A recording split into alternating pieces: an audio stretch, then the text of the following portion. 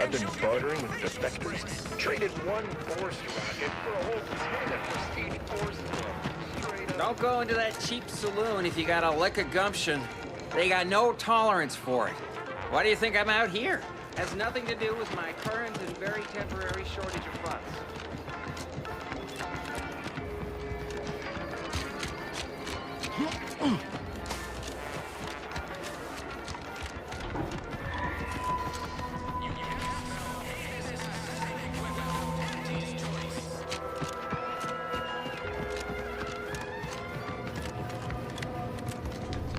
Back again?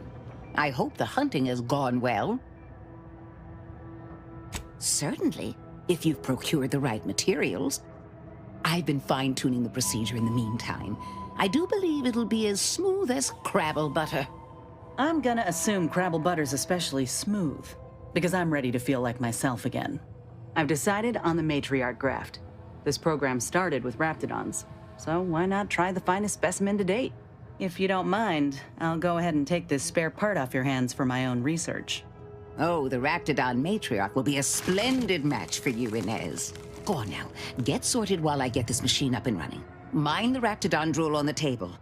No need to be nervous, I promise.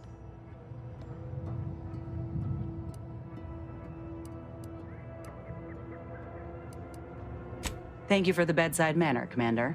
As you can tell, I've got a nervous temperament and jump at the sight of my own shadow. Enough distractions, please. I need the utmost focus for my work. This is beautiful work. My best yet. How does the limb feel, Inez? Any numbness? Pain? Yeah, both. Body's not accustomed to the presence of another limb. Feels like I've got an extra passenger in my nervous system. But it certainly beats feeling like I'm bleeding on the inside. Or fighting the urge to feast on raw human flesh. Like last time. Well, I'll certainly be having words with that surgeon, leaving you in a state like that. Now, you come back straight away if anything bothers you. Will do, Doc. I thank you. And you, Commander, without your help, I don't know what I might have done. Whatever you need going forward, I'm there. You got my word.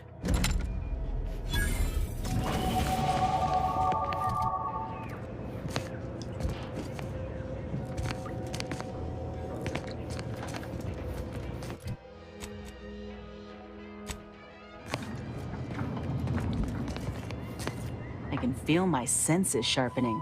Teeth, too. Also, my appetite. I'd say this officially puts me back in full fighting form. If you ever thought I might slow you down, you can give those fears a kiss goodnight.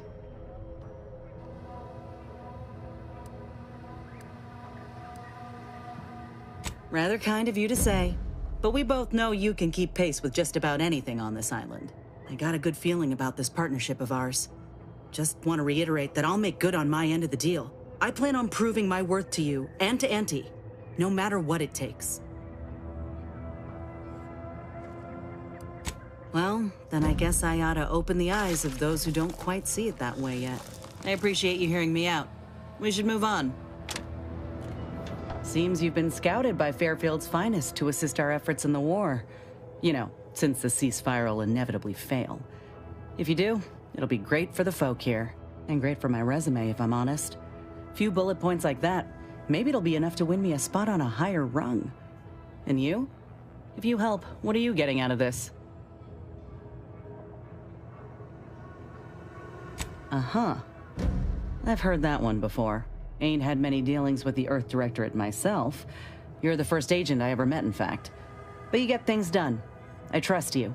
As for the rest of your organization, can't really say. They hate corporations, I've heard that much. But what about you? You buy into their policy too?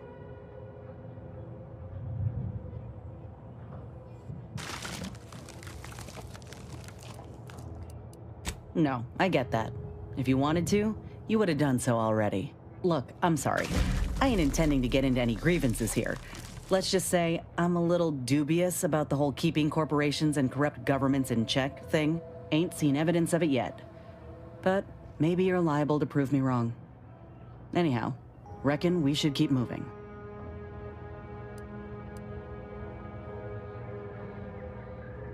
Sounds like your old pal DeVries was in deep with the Order. Now, I don't know a whole lot about them, but I don't reckon fanatical is part of their employee code of conduct.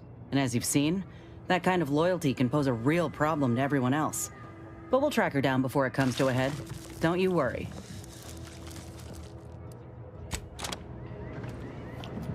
Auntie's Choice and the Protectorate got a difference in opinion. The Protectorate believe they can't be bloodied. We think otherwise. Got something that needs doing, Commander? How personal are we talking? Not great. It was a mining colony under Spacer's Choice. Didn't have much, but my parents worked hard to ensure we had shelter and a warm meal every day. They're good folk. I love them. But I don't think they ever quite grasped how bad things were before Auntie's Choice came. They warned me not to join up, you know. Said we'd all get burned if we put too much stock in the promises of this foreign corporation. But I'd rather take a risk on them than be resigned to how things were. Me neither. Spacer's Choice could kill hope in just about anyone. Though, my folks are living comfortably now. Whether they trust Auntie or not, that's what matters.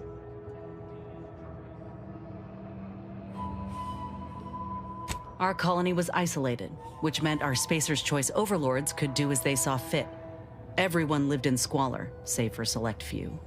We were little more than workhorses. Those of us at the bottom only found joy with our families, our friends. But love alone can't get you through the toughest, darkest winters. I miss the sunsets, and my folks, though I know they're well taken care of nowadays. But that's about it. Most of my friends joined up when I did, so we took our community with us. Leaving my hometown itself, it was an eager farewell. Though there is one person I keep thinking of, the grandpa who lived next door, Vincent. He used to draw posters and ads for Spacer's Choice. He had style. Of course, that didn't last. Age caught up and his hands started failing him. Couldn't draw, couldn't lift heavy objects, could hardly walk without exerting himself. And in Tau Ceti, if you couldn't work, you didn't get ration cards.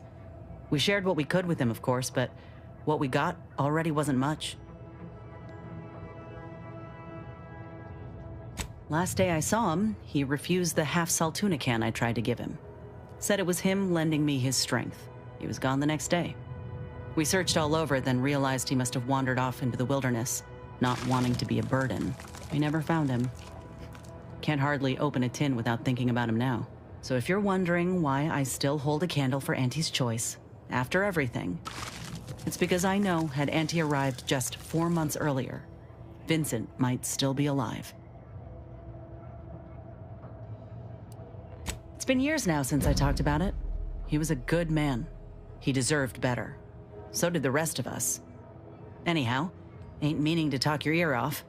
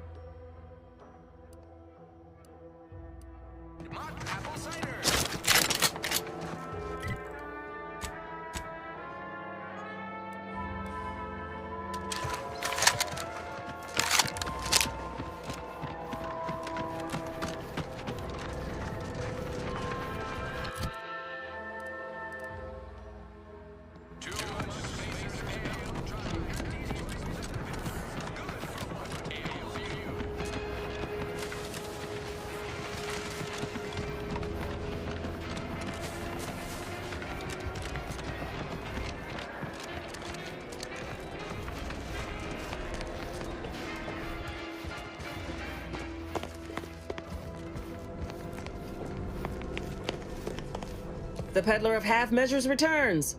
Suppose it's too much to hope that you speak in half sentences. Make it quick, yeah?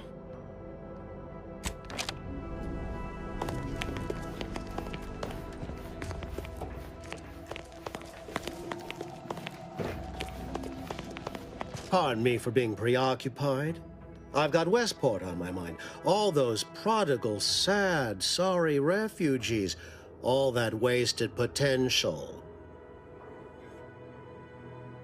I knew you'd come back once you'd had a little time to ruminate. Now, your task deals not with the town itself, but the subjects residing within it. Converting Westport's subjects will teach us much about the Protectorate mind. How it solves problems, what it desires, how it can be swayed. I've a kit of supplies to aid you, items to cajole or to dissuade. Sabotage the town or sway the citizenry. The choice is yours. Should pose no trouble for a go-getter like you.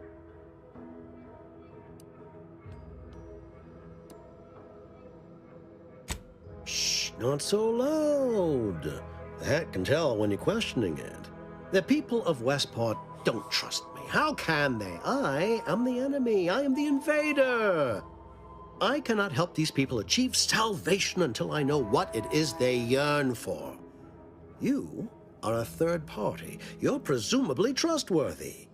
I need you to act on my behalf.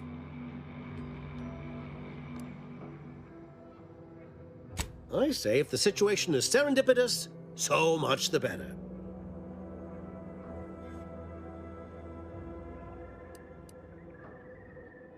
Westport represents a challenge. The challenge presented by the majority of the Protectorate. Fairfield citizenry were given ample incentive to fold, for they could see the freedom we offer firsthand. But the people of Westport are stubborn enough to risk death for their ideals and cannot be swayed by the lights of Fairfield. If I can convert them, I can convert anyone.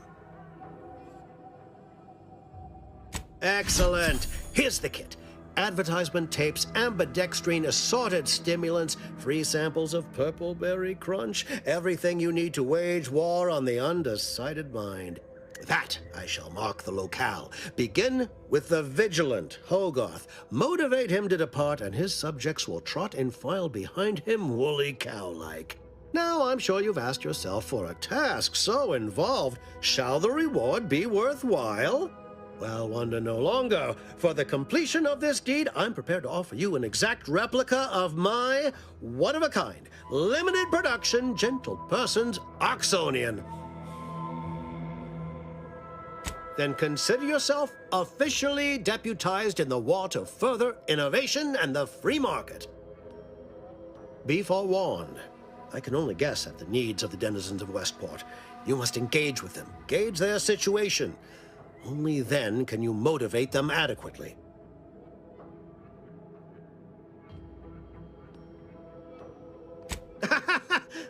Do I look like Officer Carr to you? Guns.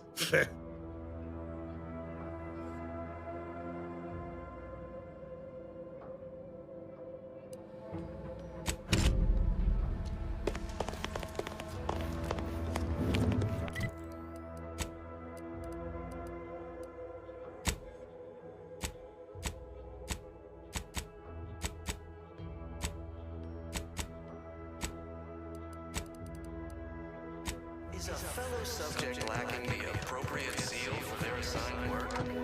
Report them for mental refreshment post-haste. It's not just a good idea. Look who's back.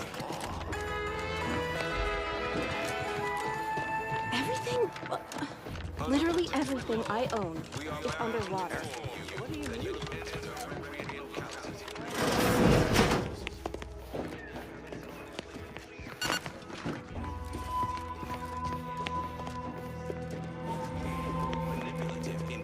Greetings.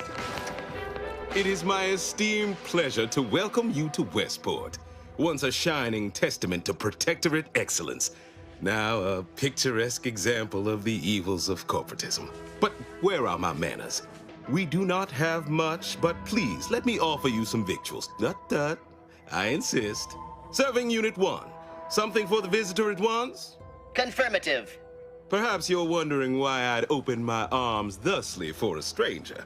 Simple. As the guiding light for humankind, we always put our best foot forward, regardless of circumstance.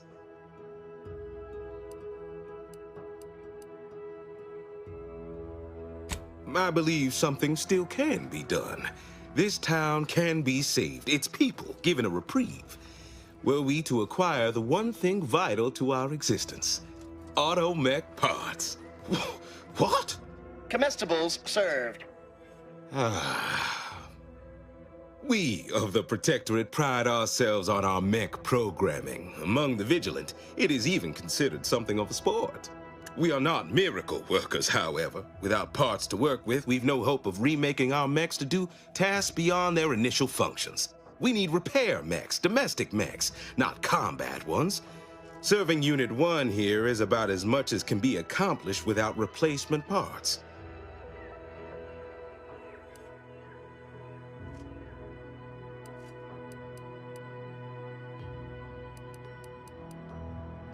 If I can return the settlement to a reasonable facsimile of its previous glory, sufficiently functioning by employing mechs reprogrammed to repair and rebuild, the Arbiters might see fit to penalize only me, commute the others' sentences, allow them to maintain things around here in the spirit of continuity and such. Look around. If the Protectorate wanted to do right by you, you wouldn't be starving and wallowing in this metal quagmire. You want to help your people? Go to Fairfield. Fairfield? Why, they're the reason we're in this mess. You'll forgive me for questioning such timely offers of generosity and kindness. No thank you, not interested. I owe it to every single person here to try.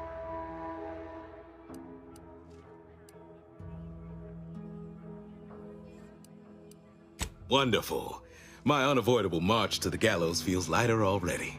At least now my subjects will have a fleeting chance. The parts can be found at the Euphoria Coast Automech Repair Center to the south, but do not, under any circumstances, tell those stationed there why you need them. To get inside, you will need an access pass from the Ministry of Accuracy. Since we have all been marked as traitors, I cannot create one for you here. Farewell now. As ever, but prudence dictates we give it a little extra added zeal for now, just to offset any minor disruption.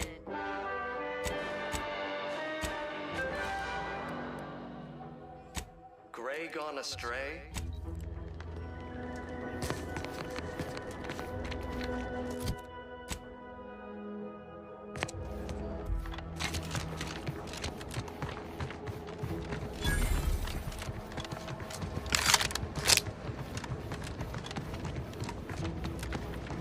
Who goes there? By orders of Marshal Donaldson, no one comes or goes to the Automech Repair Center without approval.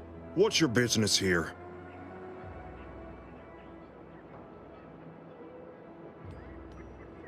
Now you've done it. Slowing down a ranking Protectorate official is worth 10, 20 demerits if you're lucky. All right, let's not lose our heads over a simple misunderstanding. You're free to pass. Marshal Donaldson likes to greet new arrivals personally. We'll let him know you're inbound, so no one shoots on sight. Oh, and fair warning, watch out for xeranium gas. We sprung a leak.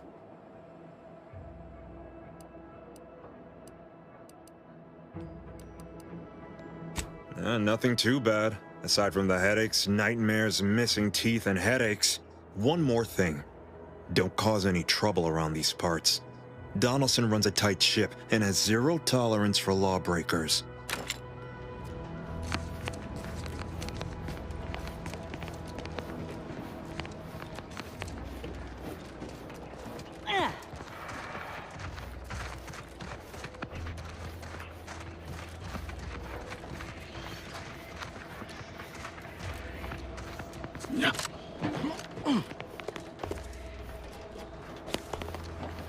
Seeing Zeb again went different than I expected. Not that I had high hopes for tears and confetti, but damn. Yes and no. There's a shadow over him wasn't there before. A meanness. It's difficult to describe. Even tougher to be on the receiving end. Maybe I ought to apologize straight away. But I'm not convinced I did the wrong thing, leaving. Had I stayed, who knows? Likely I'd have gotten us both killed. Let's just say my ambitions were bigger than my talents after I recovered from Horizon Point. Still believed I could change the world back then. Anyway, I appreciate the check-in, Commander. Was there anything else you needed? Sure. Always happy to tool around for a bit. What did you have in mind?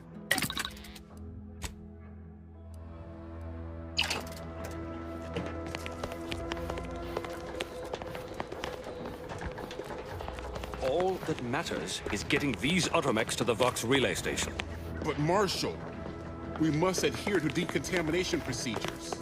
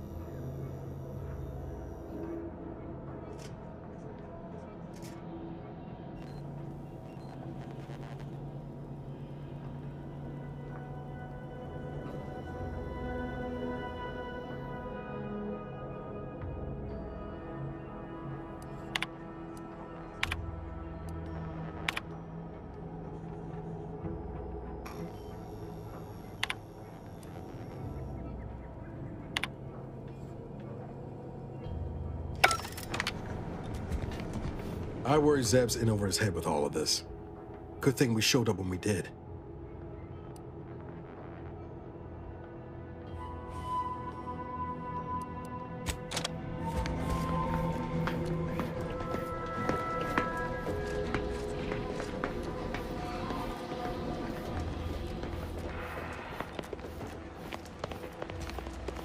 Might be wise to get that large gas cloud open. Commander, I think this stuff is eating my lungs from the inside.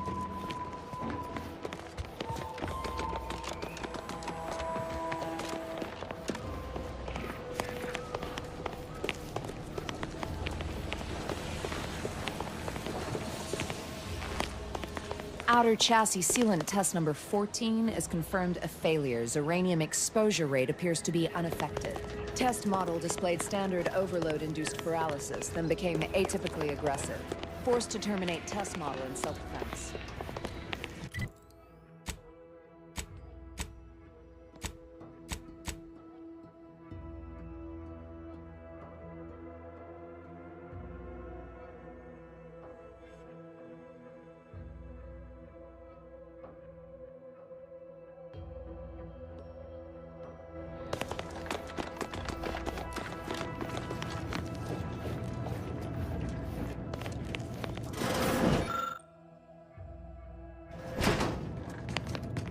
Oh yes, I adore interruptions.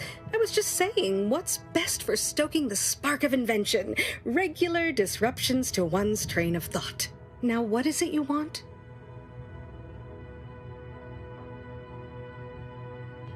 I might recommend the local quartermaster. It's their job to track and distribute this facility's supplies after all. Oh, we'll get to that presently.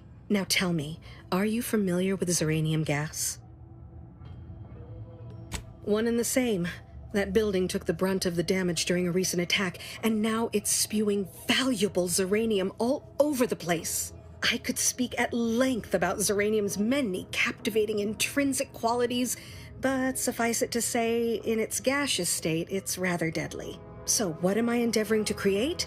A protective device that shields its wearer from Zeranium's remarkably unsavory effects, as well as other forms of harm.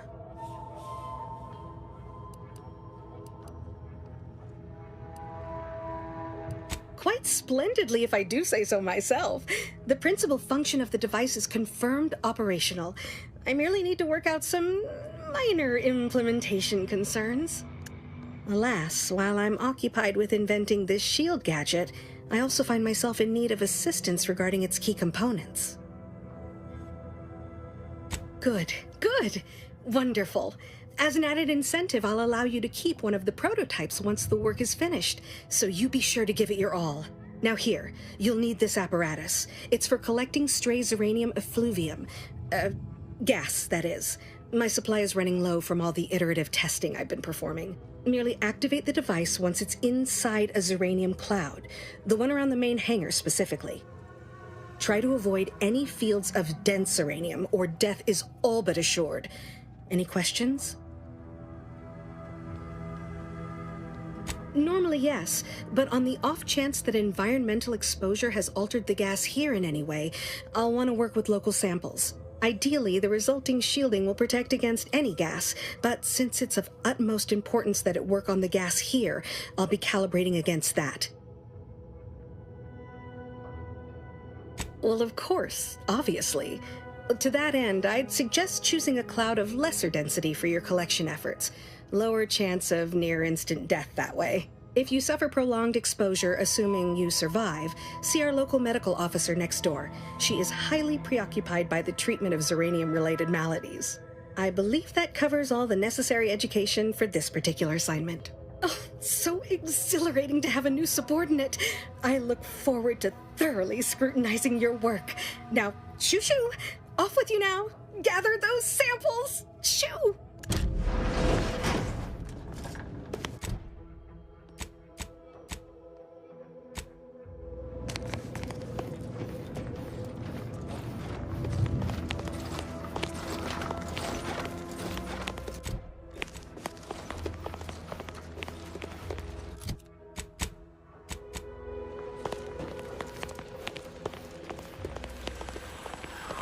Not sure we should get any closer.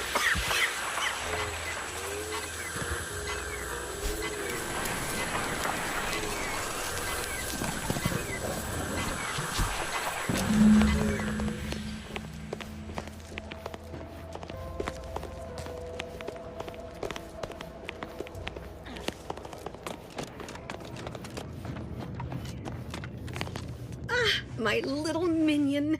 I trust you've made progress in your tasks?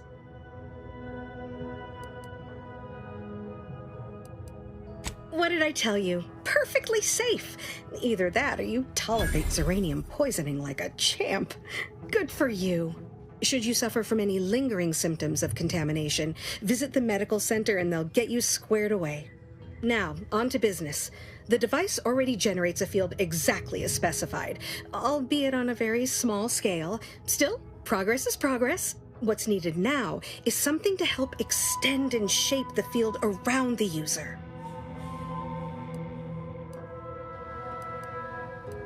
I require a component called a catalytic amplifier. You'll be pleased to learn there's one right here at the facility, in the Dragoon that's patrolling just outside. Catalytic amplifiers are a somewhat outdated technology, available only in older model Dragoons. Unfortunately for me, our chief mechanist, Woodrow, wasn't enthusiastic about my proposal to gild his only combat automech. So you may have trouble getting your hands on the catalytic amplifier.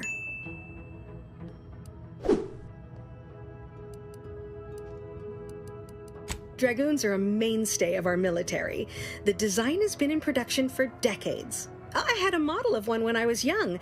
All children did. You must have seen the large automech patrolling the interior grounds. That is the Dragoon. I'm sure he's just being cautious. Should Auntie's choice attack us, we don't want to be caught defenseless. No doubt he also seeks to retain an unspoiled automech, since the others are by now riddled with Zeranium poisoning. Good. A flexible mindset should behoove you on this task. Perhaps the chief mechanist will prove more receptive to your request. Failing that, be prepared to exercise creativity if needed. One last thing. The Dragoon must not be harmed. Not only would the amplifier likely be damaged, but we'd both be summarily executed, assuming we survive the firefight that ensued. Well, off you go. Shoo.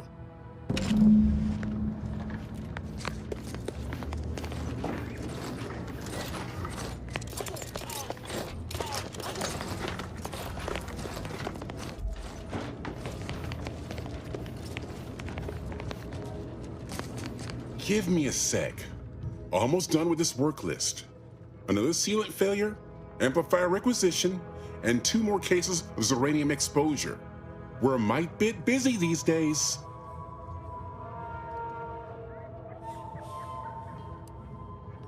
I'm afraid so, and you were wise not to get involved. The Marshal is under a lot of pressure to deliver automechs to the Vox relay station, but I'm responsible for their quality control. If even a single automech steps out of line, it will be the end of me.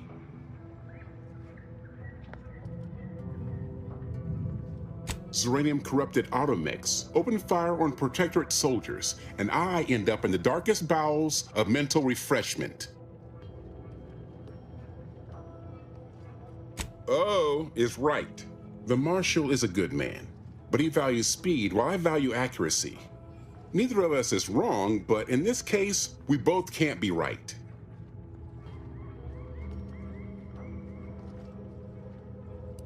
Hazel should get you sorted right quick, assuming she has the parts.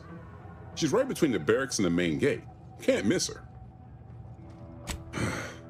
She and I have been over this 100 times. Please understand. The original staff of this facility were rounded up and refreshed because they couldn't safeguard a Protectorate asset. Why should I follow their example by reducing our sole working Dragoon to a pile of unpatriotic scrap? I can't. I won't.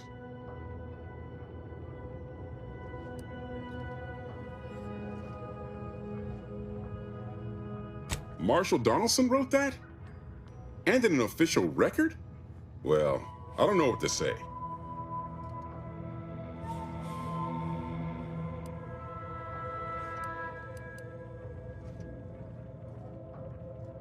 If the Marshal truly thinks that highly of me, then I have no choice but to live up to my reputation. All right, how's about we get the Dragoon situated over here, so I can extract its vital organ? 1 catalytic amplifier as agreed. I hate to lose another Dragoon, but desperate times call for desperate measures. Not a chance. Donaldson has done everything in his power to get this facility online. He can't blame me for doing the same. Be seeing you, stranger.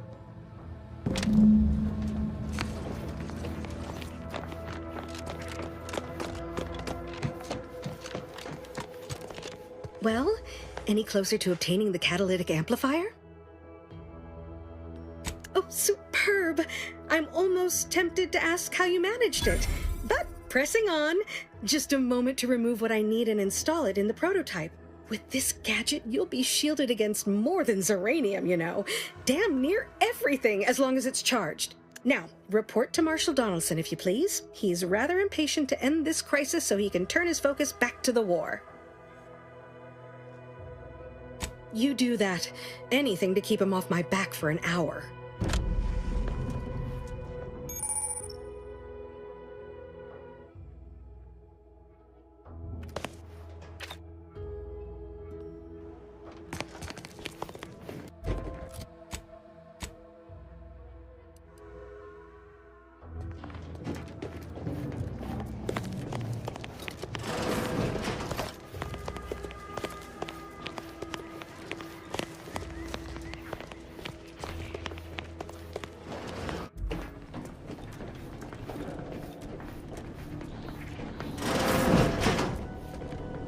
I'm glad that spectacle didn't scare you off.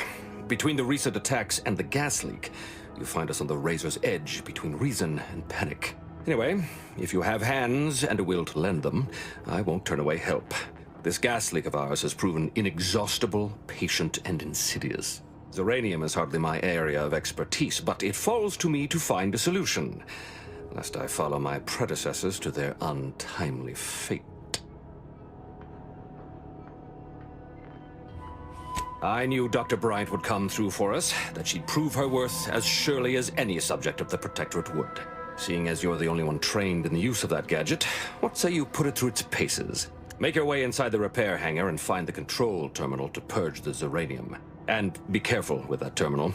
We don't want the situation getting any worse.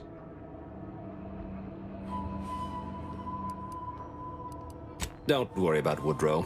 Smart fellow, but his cautious nature gets in the way. Yes, there is some risk that exposure to Zeranium will corrupt our automechs, to use his colorful language. That shouldn't stop us from delivering them on time. I'm sure they'll be scrubbed clean once they arrive at the Vox Relay. But that isn't our problem to solve. You be sure and come back once you've made progress on the leak. What can I do for you this time? See our acting quartermaster, Hazel. She'll know where the parts are and attend to the transaction. The situation is deteriorating rapidly, and I need that gas leak fixed. Otherwise, my automechs might as well be paperweights. While I trust that Brigadier Montelli has everything well in hand, that assurance does not alleviate the grim tidings felt in the pit of my bowels. Loyalty and instinct run hand in hand. I'm a Protectorate man, after all. So why should I be ill at ease, despite our stalwart chain of command and dependable kin at the helm? No matter. My unease is nothing when measured against the strength of the Protectorate. This facility's purpose is the maintenance of automechanicals. When the war kicked off, it became a military asset, and I am its second steward. The old staff should have laid down their lives to repel Auntie's choice. For their failure of loyalty and grit, they were punished, and rightly so. Now, their burden is mine, but I won't allow my unit to suffer the same fate.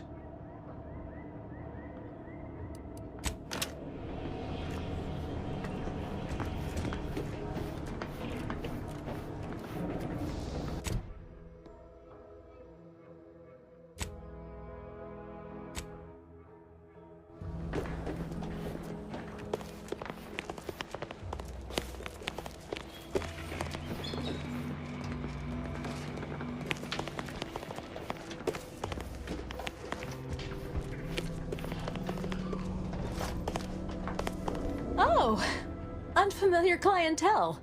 I was just lamenting the lack of new faces around here since supplies stopped arriving. And then you walk in. Name's Hazel. I'm sort of the acting quartermaster around these parts. You need any supplies, talk to my friend the quartermech here.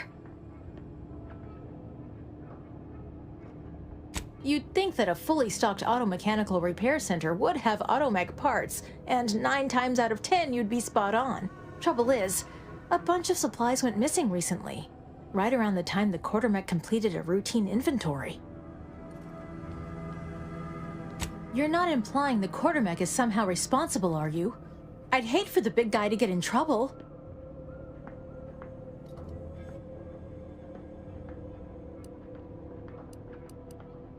Fair's fair. Better to pay now than lose my favorite quartermech later. Delphinia's lab would be the place to search.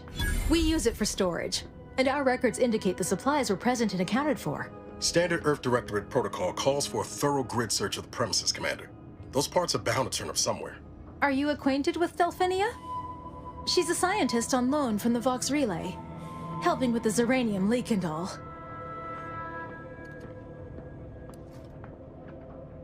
Delphinia? No. I doubt she stole what I would have given her freely. Best of luck in your search. Let me know if I can be of assistance.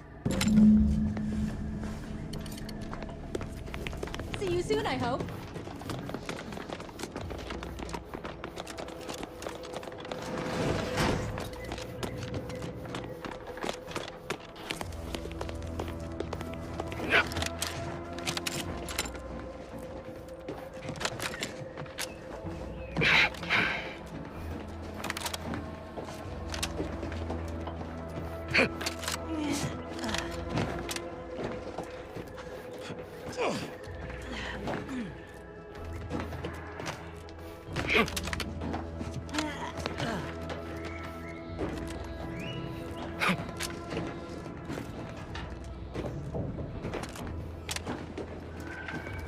Yeah.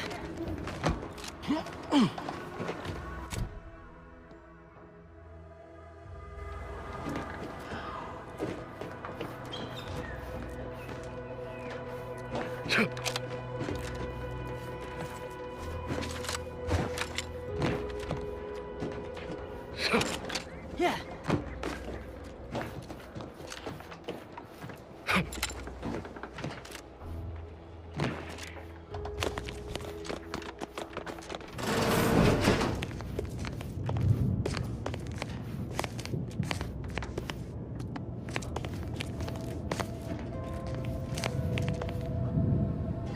My erstwhile assistant returns. To what do I owe the pleasure? Now that you mention it, there was one particularly insistent little mech who kept trying to put all manner of bric-a-brac in here. After several firm remonstrations, I told it the interior of this building is off limits while I am working here. Didn't see that peculiar little scamp again after that. Until a more convenient date and time.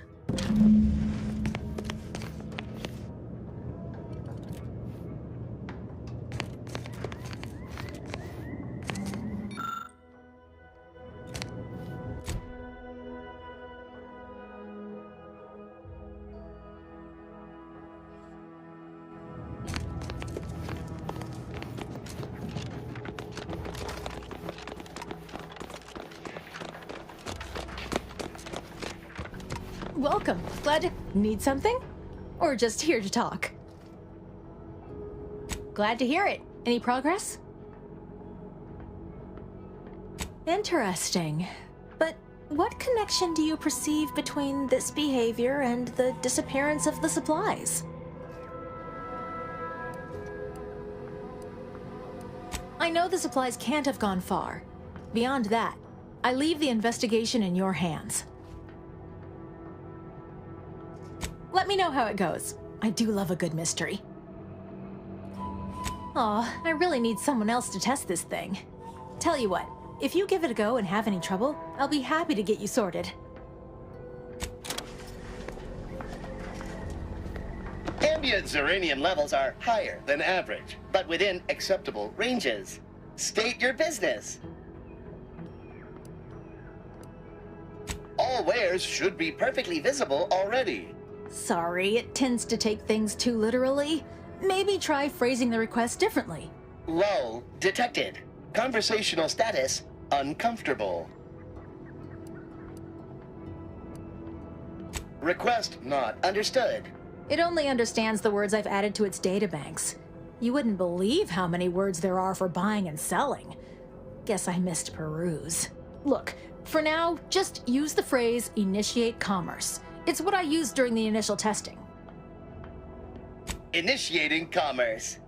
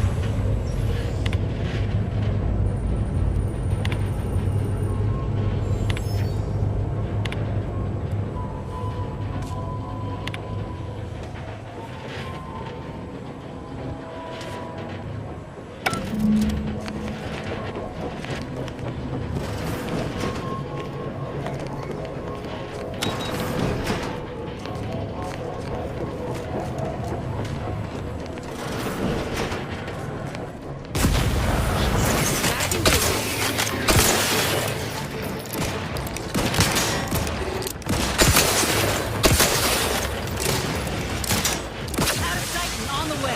To the rescue. Sight unseen.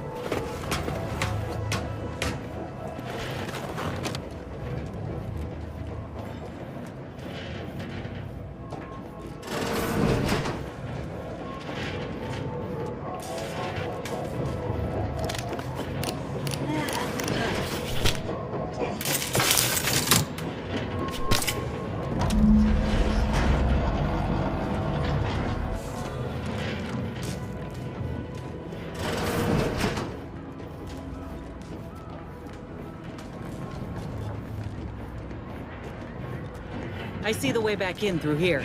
Just need to find a way around this mess.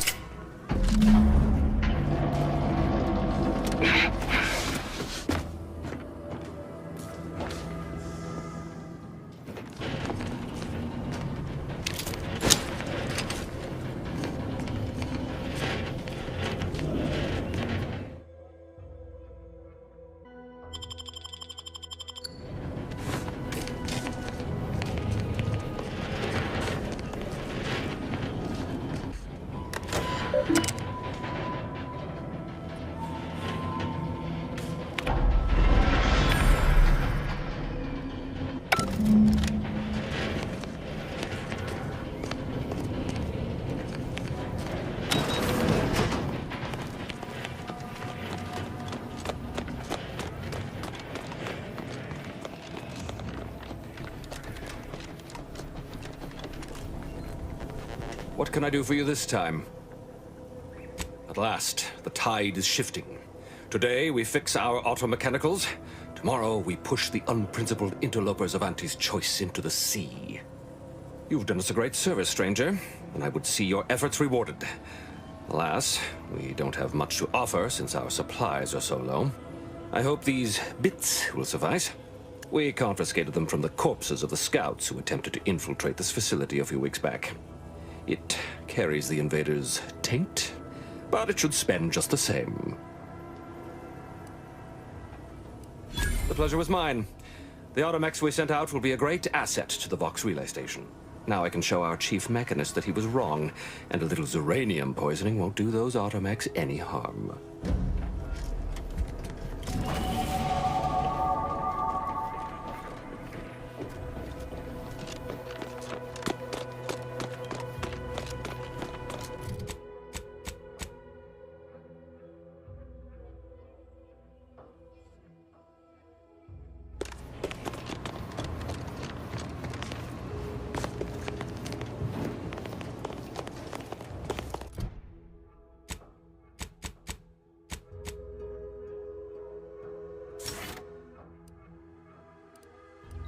fellow subject lacking the appropriate seal for their assigned work. Mental refreshment. Under protectorate Outside. We are bound to inform you that you have entered a recreant locality. Literally everything I own is underwater. What do you mean?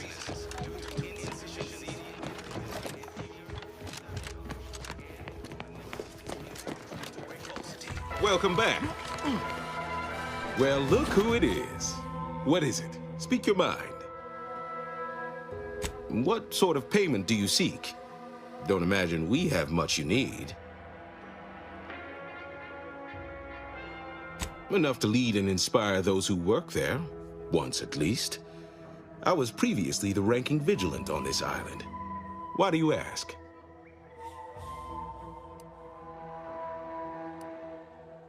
Ah, I don't know what an Earth Directorate is, and I thought we were past the need for being coy, but fine. I'll extend you my trust as a show of good faith. In exchange for the automech parts we need, I can provide you means to get inside. Never dream of such a proposal in days of reason and quietude. Yet such is the here and now we find ourselves in. That is most excellent. Please, hand them over.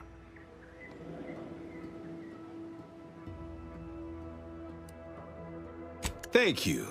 I know community service can be a foreign concept for those outside the Protectorate, so I hope this is ample reward for your time. Might have to reassess my disdain for non-Protectorate individuals. You've been quite kind. Dictates we take a moment to rightly appreciate it all and thank the Outsider. Once our automechs are all running again, we'll have Westport back on track in no time. Perfection. From the lowliest subject to the most exalted vigilant, we must all...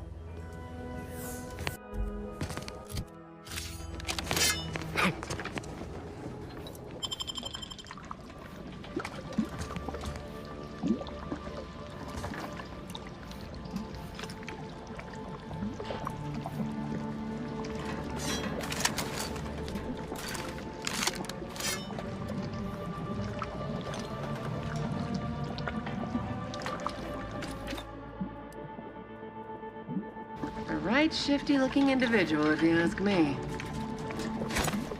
Reveal yourself, or I'll shoot!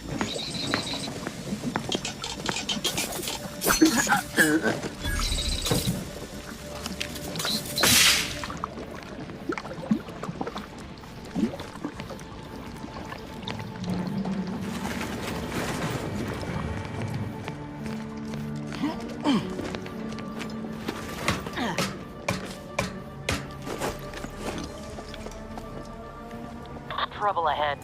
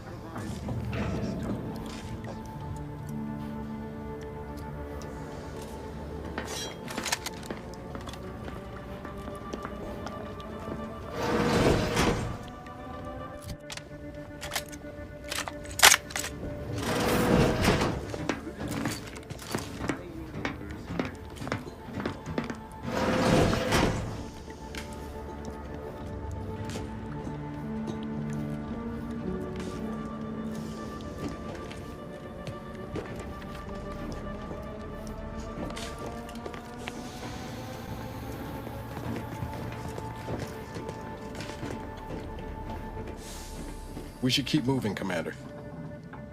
All right, but we best do this quick.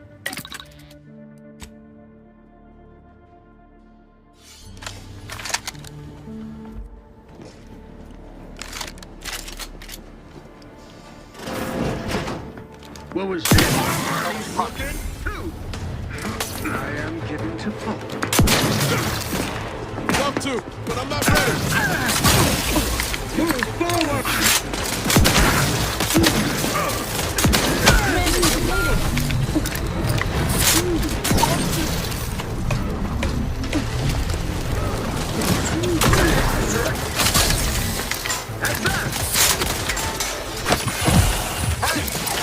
Hit the wrong side of a freighter. Back in business.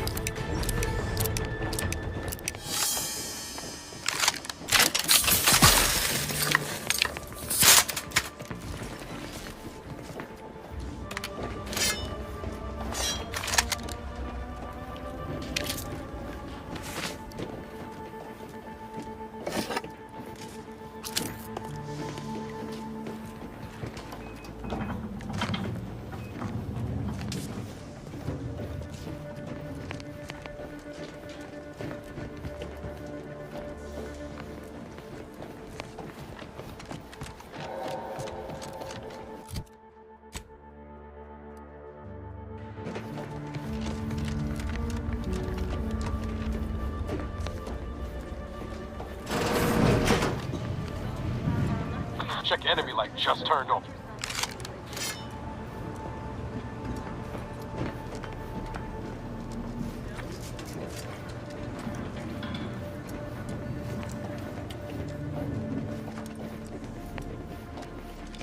Yeah.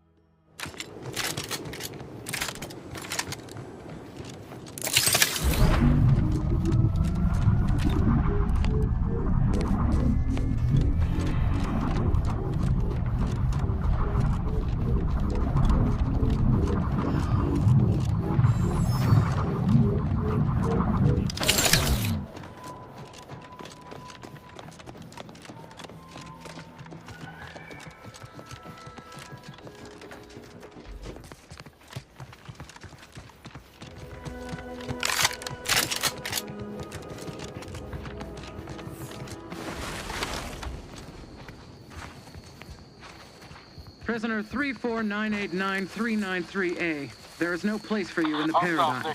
You are hereby sentenced to death for the crimes of desertion and opposing the lawful occupation.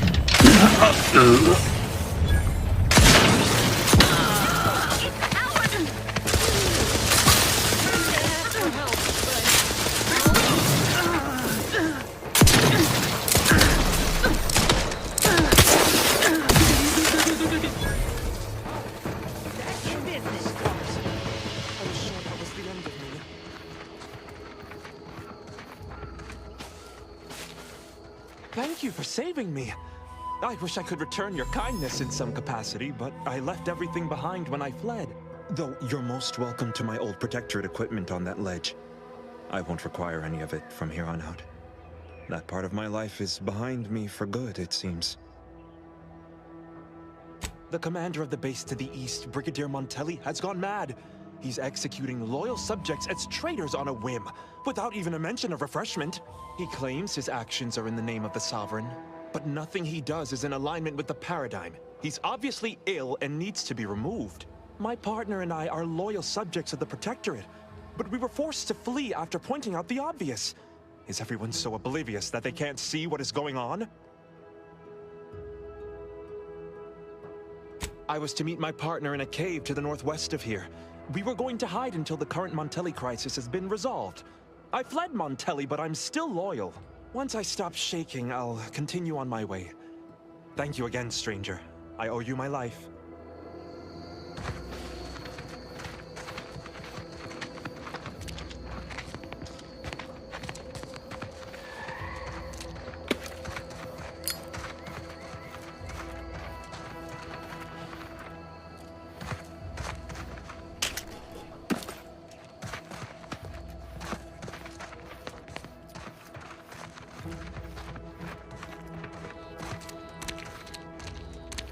Thank you again, stranger. Once I've stopped shaking, I'll head northwest to meet my partner.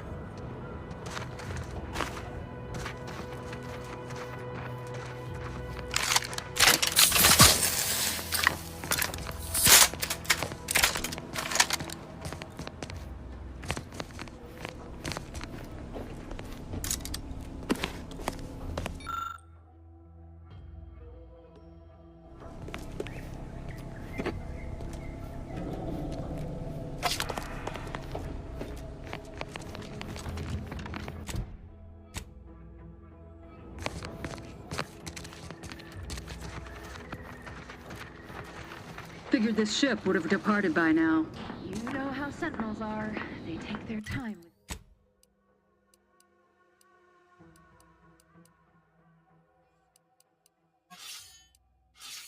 with traitors and instigators.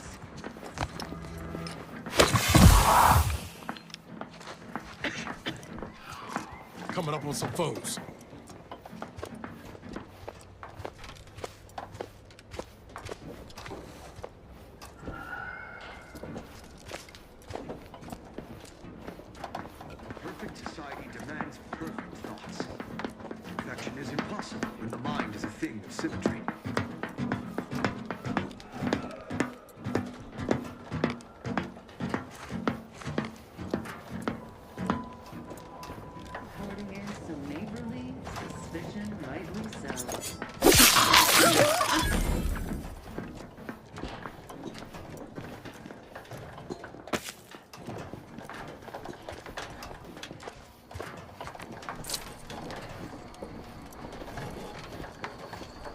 All it took was some light instruction and a restorative cocktail to abrade my...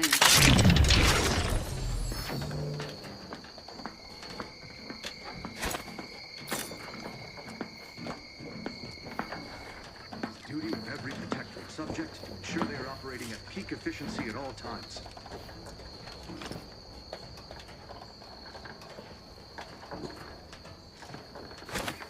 Deserves a look. Better take a gander.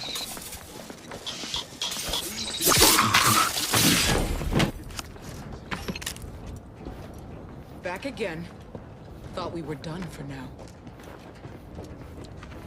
Break as many fingers as pleases you. Still won't change my tune. Wait. Who are you? I'm certain I haven't seen you before. I remember all my oppressors. We're not Protectorate. We're your ticket out of this hotbox. Esculepe sent us. Esculepe? Zeb sent you? Wait, you're Niles, aren't you? Count on Zeb to go as far as raising the dead to help. But it's too late. I gather you haven't noticed the bodies in the pen here. Oh.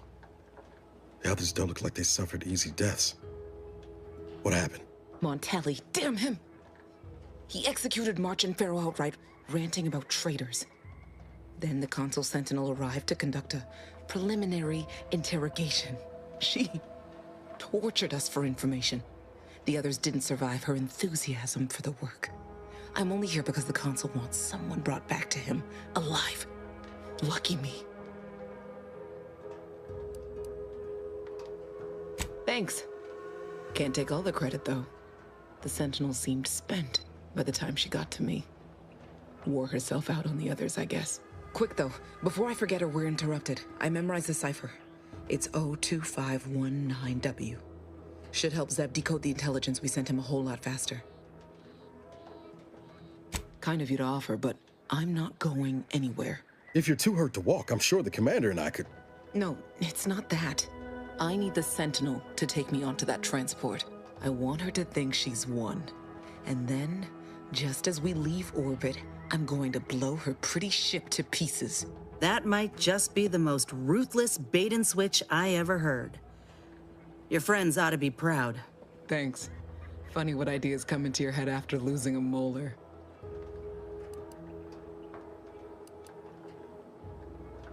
I'm no martyr. If there was another way to protect Zebulon and our cell, I'd take it. But if I escape, the Protectorate will pursue me, and everyone I care about will be in danger. I'll make it look like an accident. Mechanical failure. When I was being tortured, I saw some frayed wires near the fuel system. With the right spark, I think I can ignite it.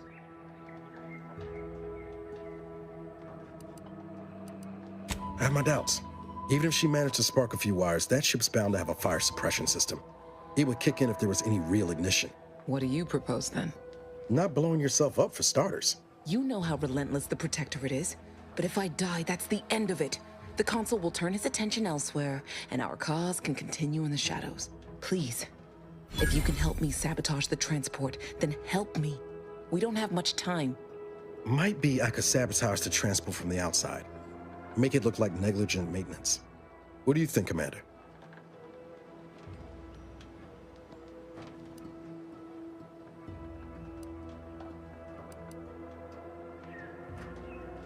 The others paid with their blood to protect the cause. How can I be unwilling to do the same?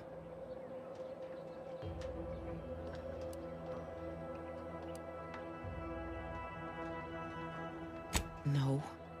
They'd probably tell me I was being foolish, acting rashly. But what if I'm right, and others die because I lived?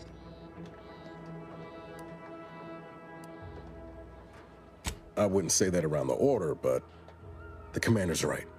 Future's always in flux. All right. I'm going to trust you on this, if only because I don't feel my head screwed on quite right at the moment. I just hope you're not wrong. No point in remaining here then, is there? I'll need you to find a way to unlock the gate to this pen. If you can't manage it through nimble fingers, one of the guards nearby should have a key card on them. Talk about prepared. Quickly then, unlock the gate. Better take a gander. Well done. I can manage from here. Tell Zeb I'll rendezvous with him later, once I've identified a safe place to meet. One last request. Don't damage the transport. A lone escapee is already insult, but a Sentinel killed, her transport destroyed? The Protectorate won't ignore such outright injury. Anyway, thank you again.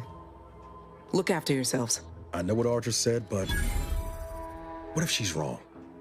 I can't help thinking we shouldn't leave without bloodying the Protectorate's nose first.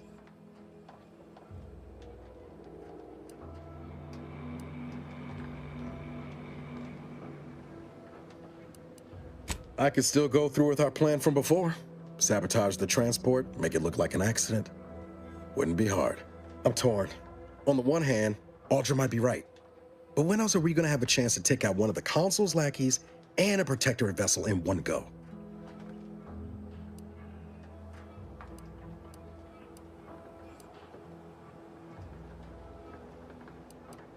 She was ready to fulminate herself before we talked her out of it. I'm just saying, maybe she ain't thinking so straight. That Sentinel's not gonna stop. She'll find new targets, new people to torture and kill. If we do nothing now, their blood will be on our hands.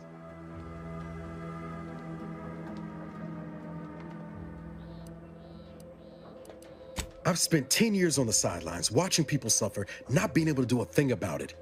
We can do something here. So shouldn't we?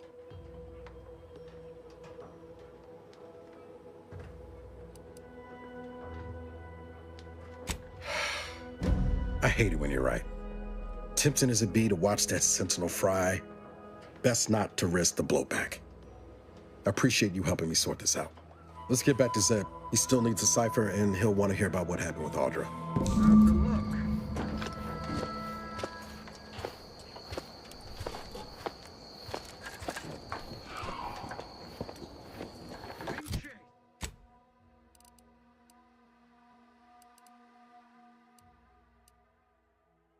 The matriarch chose Eden because she recognized it as the perfect ecosystem. It's a bro!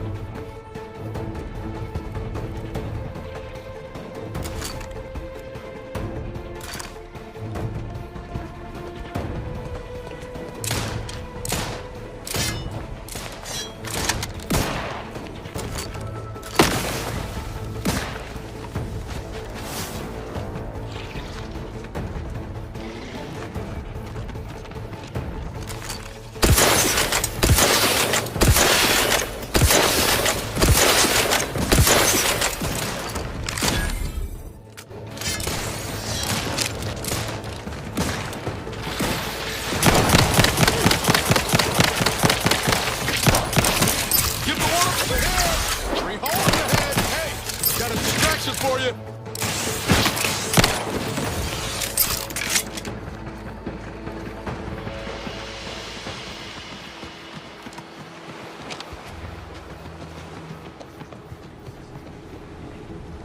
You've returned, but where are the others?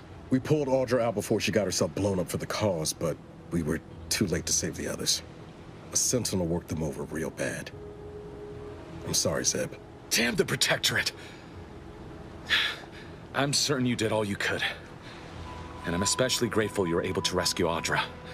I'd be at sea without her. And what of the cipher? Thank you. I was beginning to fear I'd have to decipher this intelligence the hard way. Perhaps I was mistaken about your commitment to making amends, Niles. Thank you for being true. Can't fault you for having doubts. But I have changed. I am changing. I hope you'll both forgive me my earlier disposition. I'm not normally so surly. I haven't much to reward you with, but take this. It's something I had started on for Niles long ago.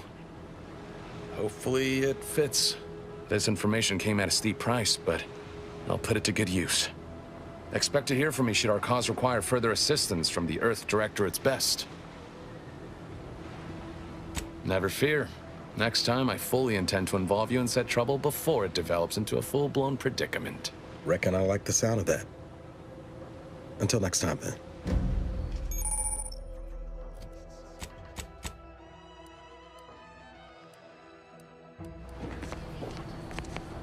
Is it me, or has my ankle been squeaking? You can hear it too, right? Must be the damn rotator again. Anyway, need something, Commander? Sure. Always happy to tool around for a bit. What did you have in mind?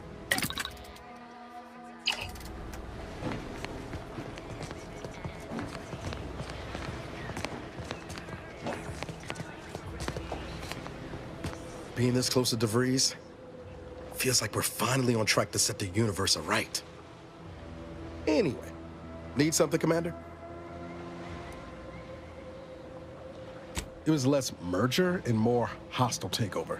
I don't have all the details, but it sounds like Spacer's Choice tried to outmaneuver Anti-Cleo through quasi-legal means and got a hell of a lot more than they bargained for.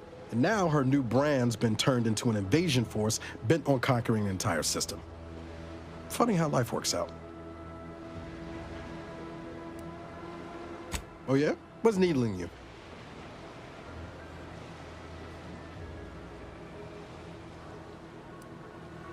I could ask you the same thing.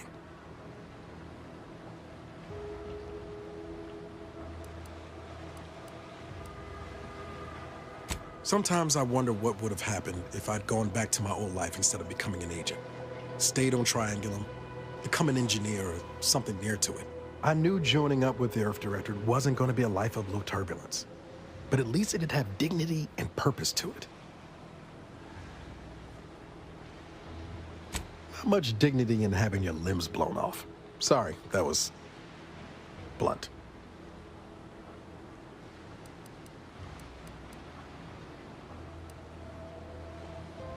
I'd say you've got cause enough yourself.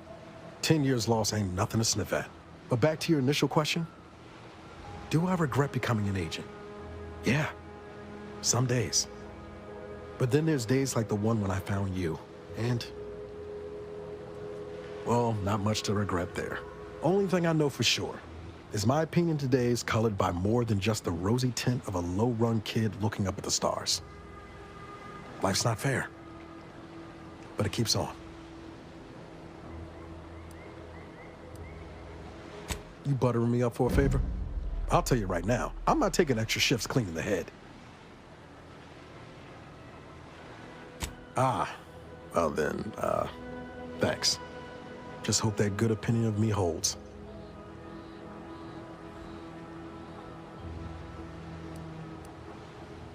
I've got time.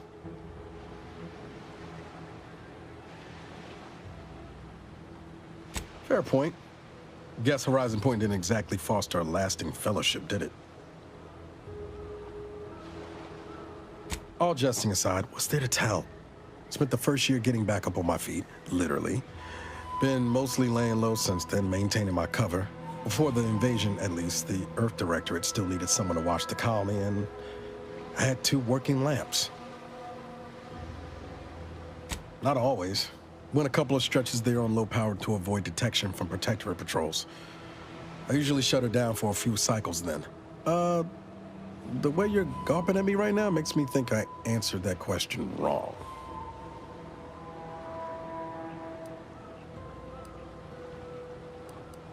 I appreciate the concern. Won't lie, had some hard years.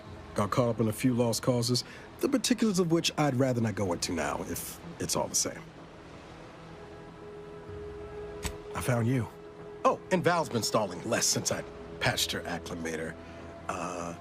Ship doesn't smell anymore. That's about it.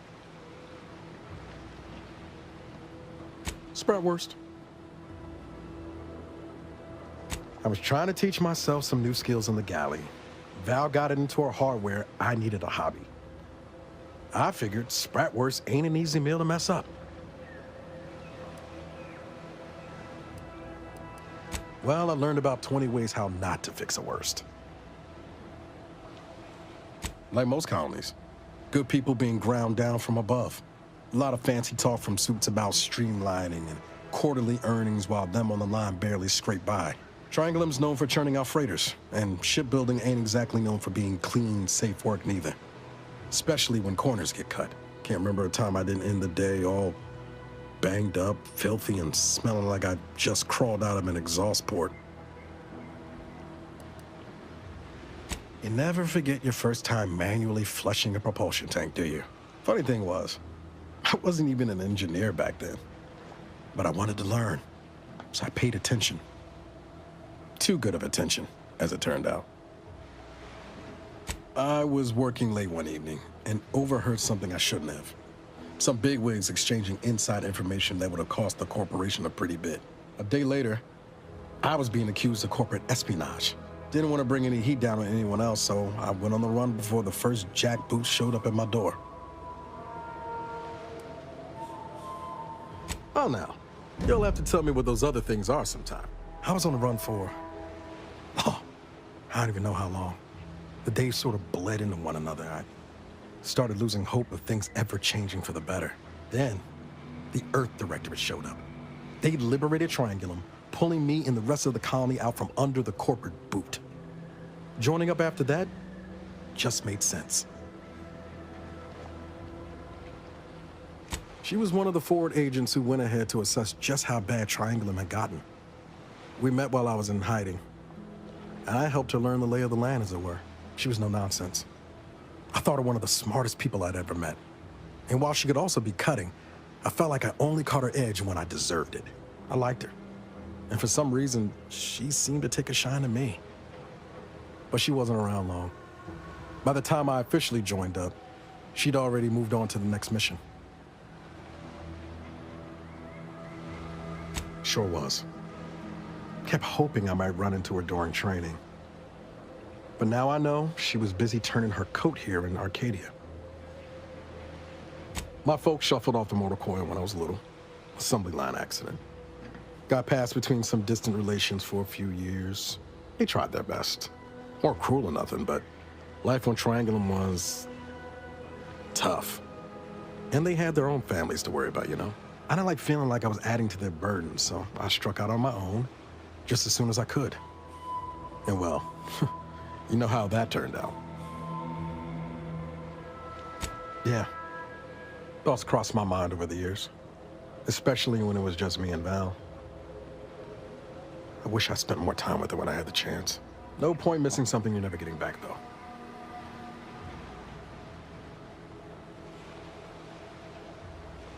That's either hope or foolishness, Commander, and I can't tell which.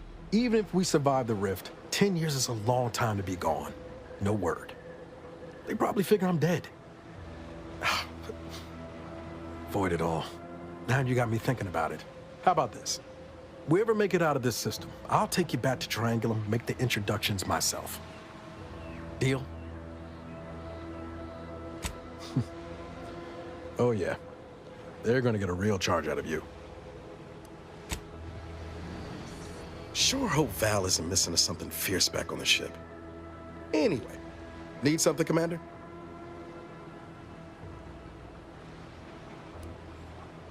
Oh yeah? What's needling you? What I wouldn't give for a big bowl of purpleberry crunch right now.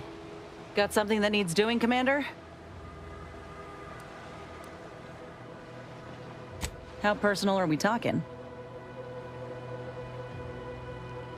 Yeah, figured you might. I want to say up front that I got nothing against you or your crew. Ain't one to judge the firearm by its plating.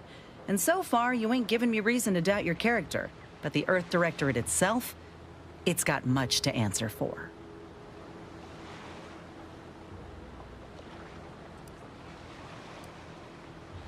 The Earth Directorate swore a promise to every colony out there. That if you plea for help, help will come. Maybe not immediately, but you know, maybe sometime this decade. But that's all a heap of shit.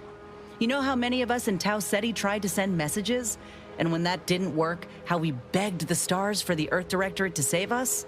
They never responded. Never showed up. Not when I was a child, certainly not by the time Auntie's Choice came around. You ask me, you're selling folk a lie.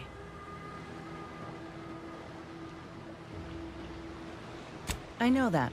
I see you doing all you can to help folk.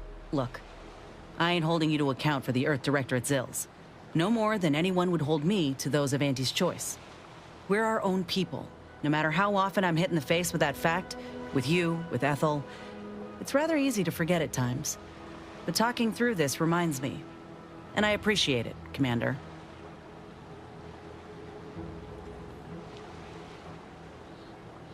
Nor do I.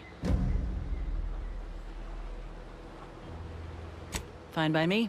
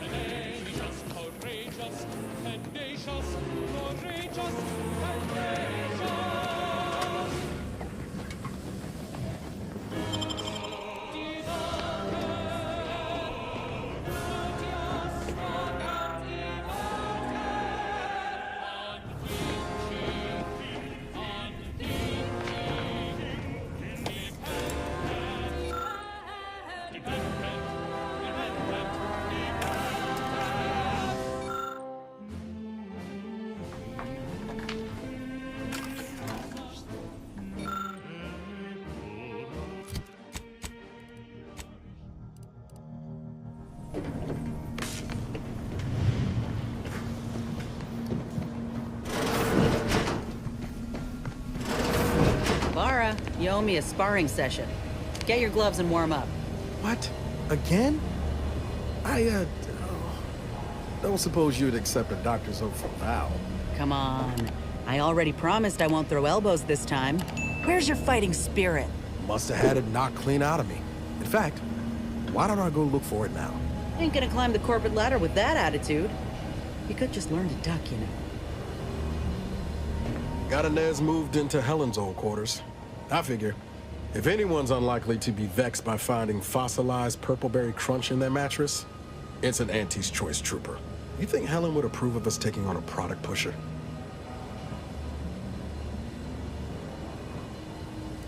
Yeah, suppose you're right. They'd have matched wits well enough.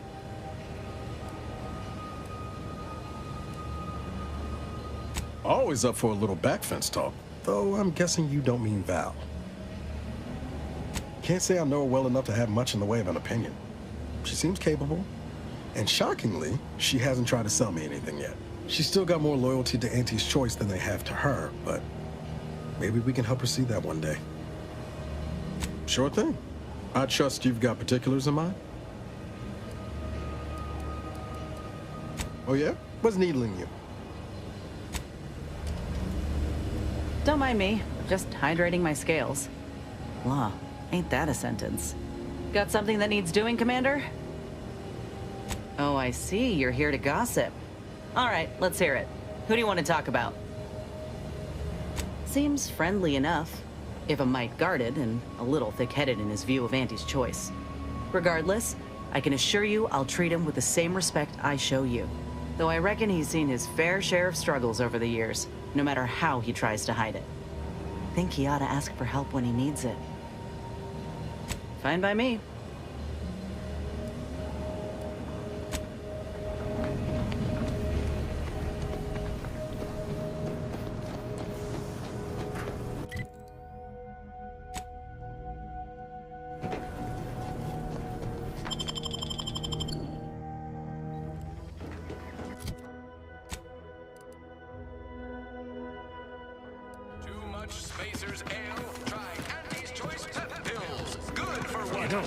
I can't recall seeing any of these protectorate types ever run a scam on each other. Weird, ain't it? People think I got ejected from the saloon because I'm 3 sheets to the wind. Well, maybe I am drunk. Drunk on all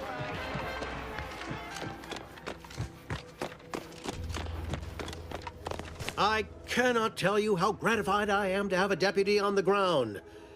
Marketing is war, my friend. War against the ungenerous, the unliberated, the unhappy.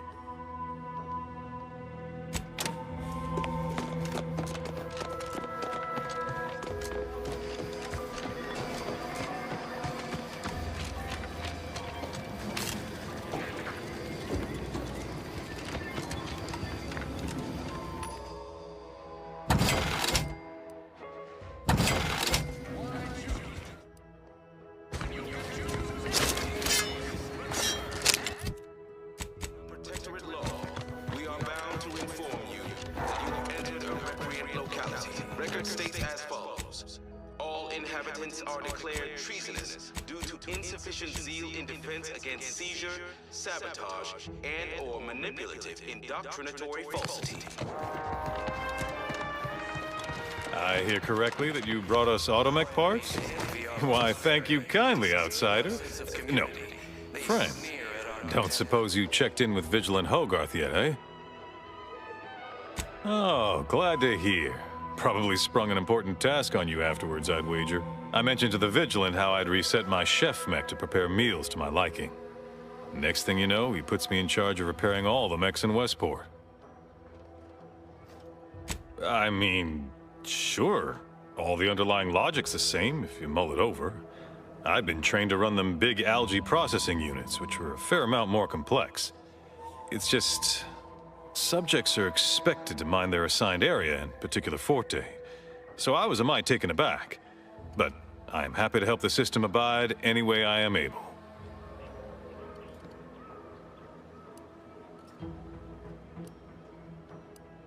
I think he's bearing up admirably given recent events.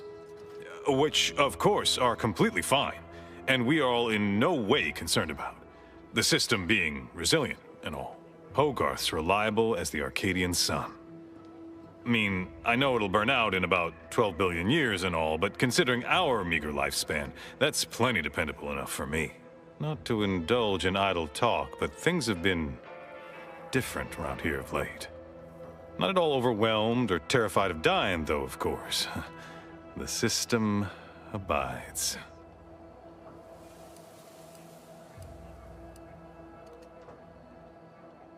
Even if I did ever fall prey to such treacherous whimsy, you think I'd be fool-headed enough to admit it to a stranger? Look like I've been kicked by an automech or something? I mean, void damn. Vigilant Hogarth's still here. No matter how bad it gets, keeps us going. Keeps us right. Folks like him prove the paradigm is aligned with the Architect's plan. Just gotta trust the rightful guidance of the Vigilance and the Sovereign.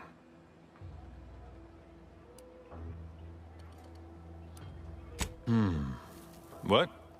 Oh, yes. Goodbye. Produces glorious bounty for all. Exciting news!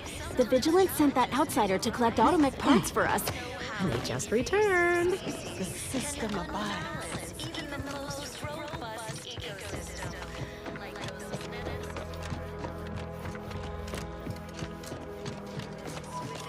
Outsider, might have to reassess my disdain for non-protectorate individuals. You've been quite kind. But now, more than ever, this unit is currently unavailable for meaningless interaction.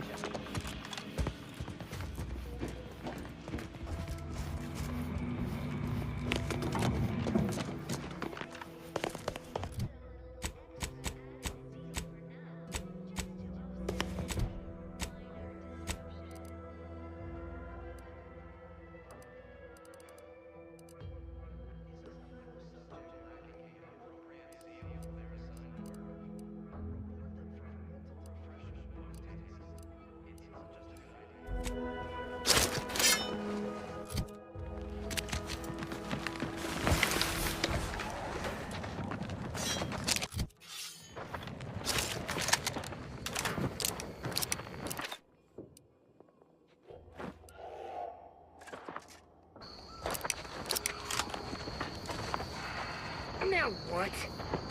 I was just my parts are fried.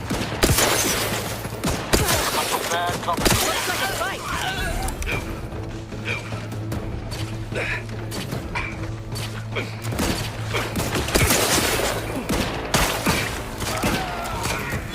Looking a little woozy there, Commander.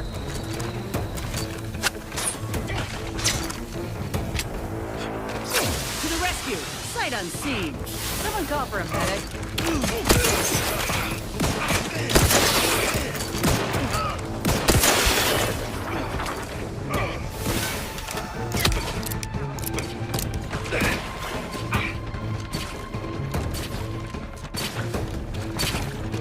Got eyes on some...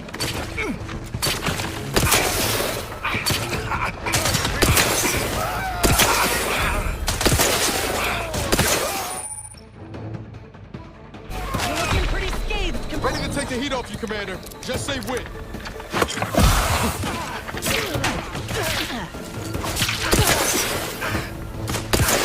Combat! You know what I could hit them.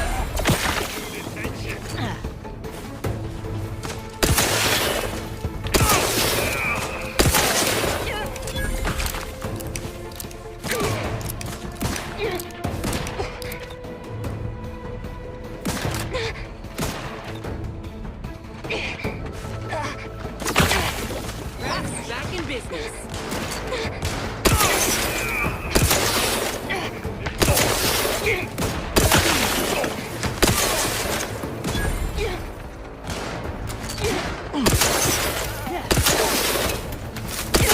Try this again!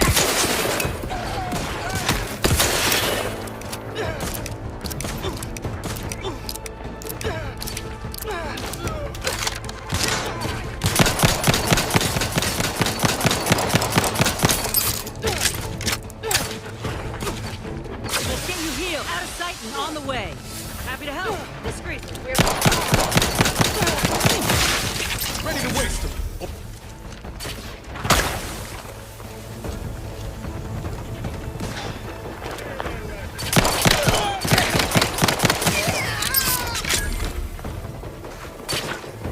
The one you need to worry about. Hey! Got a distraction for you.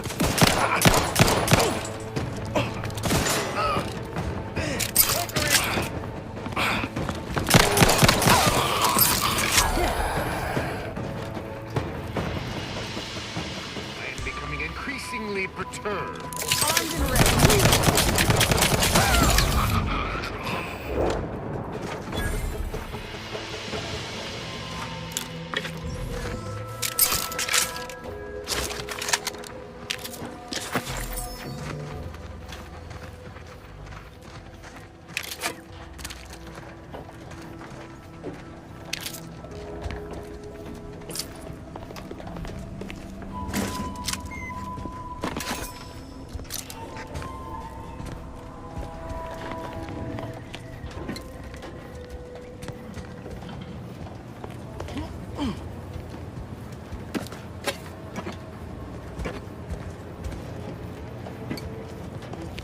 Place is in shambles.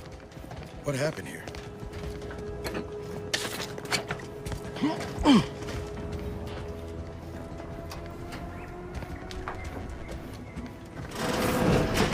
I've counted at least 6 horrendous death screams since you arrived. You must be affected as well. Could it be? You seem an honest-to-goodness rational human being, unhindered by bloodlust, unshackled from their basal ganglia. Well then, by the Loeffler Risk Intercession Act, under Outbreak Provision 5A, I hereby press you into service to aid me in our present crisis. I, Elmet Ormsby, Product Envisioner, Department of Proprietary Methodology and Audacious Advances, am your interim supervisor. Yes, tragedy has befallen a number of my subordinates. I will trust you not to make light of such heart-rending events. But back to the exciting news about this incredible new opportunity. You working for me, as an aide-de-camp of sorts, on a brief yet no doubt exhilarating assignment. Our lab had been researching the red spores that grow nearby to see if they might contribute to future Auntie's Choice products. As per usual, we threw precaution to the wind. A local spore sample interacted with a wonderfully preservative-rich diet of Auntie's Choice personnel, inadvertently leading to a chance reaction causing profound irritability. To a somewhat homicidal degree, it would seem to appear. By that measure, our work here could be considered a moderate success.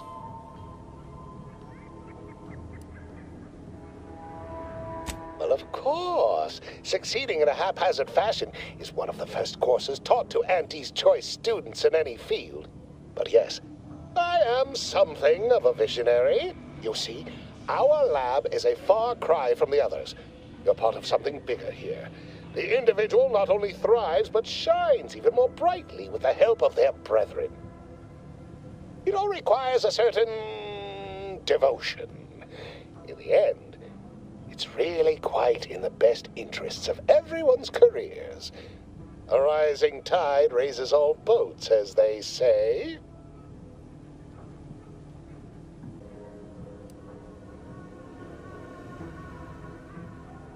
Speaking of the team, such as they are in their present deranged state, how did you make it past them? You know, without being killed. Aha, thought so. Sometimes with screaming, it can be difficult to discern intent, like, "Ah, I'm being killed," can be so close to, "Ah, I'm running amok." Shame. The staff and I all had such good chemistry together. Suppose it couldn't be helped, though. What matters most is getting out of here alive, saving our researchers a close second, and curing my remaining colleagues a firm third.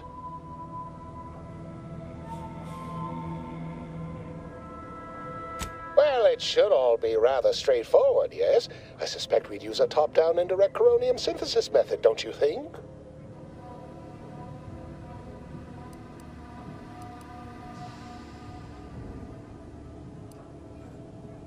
Oh dear. It's occurred to me this might benefit to some extent from medical training. Are you perhaps someone well-versed with pharmacological matters?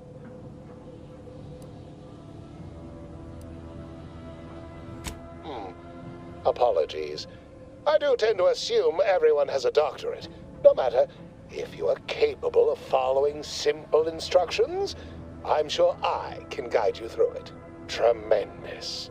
Well then, before we roll up our sleeves and determine what's needed, any questions?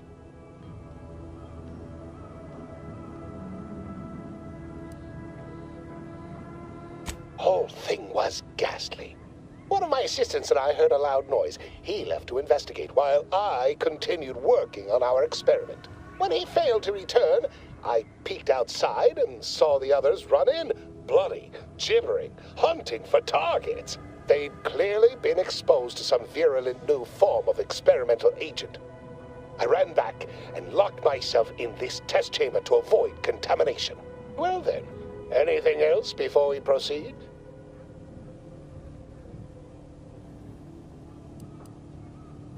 We'll need two things: fresh samples of the red spores and the findings from the expedition that originally uncovered them.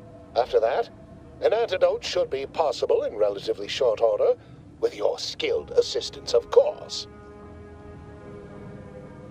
Spore samples may be taken from a red plant indigenous to an area of tall rock formations northwest of here, ingeniously referred to as the Red Spire. The research team's findings are on a terminal in another building on these same grounds. A satellite lab to this one, if you will. Once we have an antidote firmly in hand, we can save my remaining colleagues, so best not murder them all in the meantime.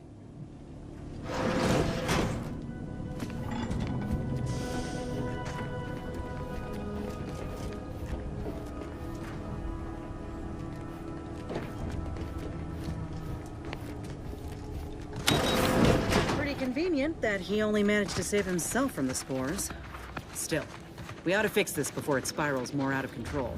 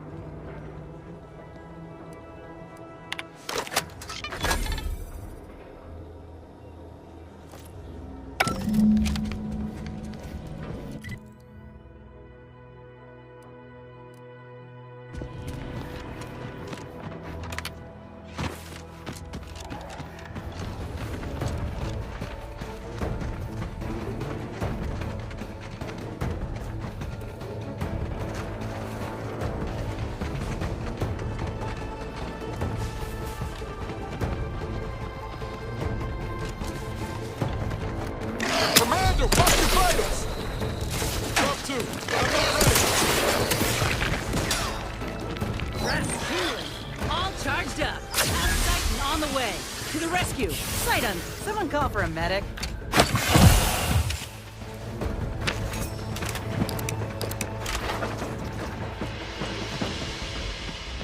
Look alive, Commander.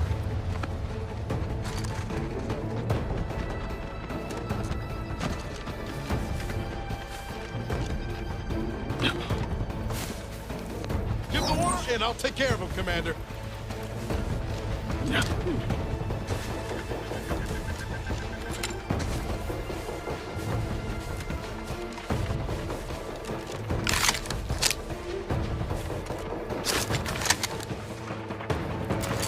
Time to earn my sleep.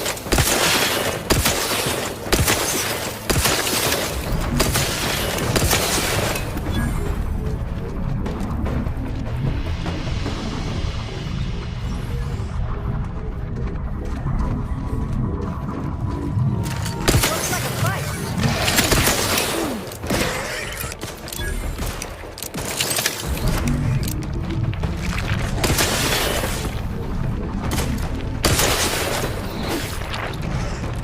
The inbounds are leaking outside, Commander. Hey, what in the where now? I'm the one you need to worry about. Come at me.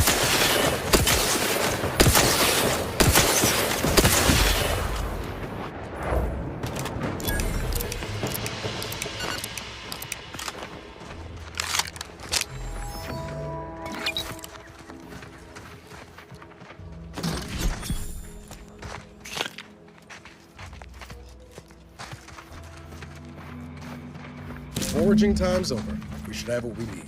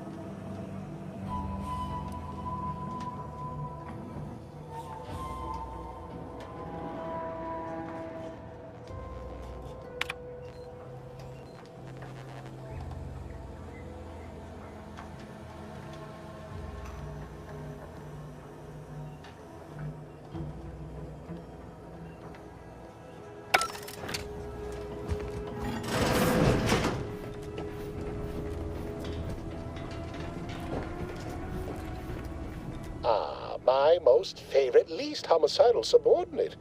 How's all our field work progressing?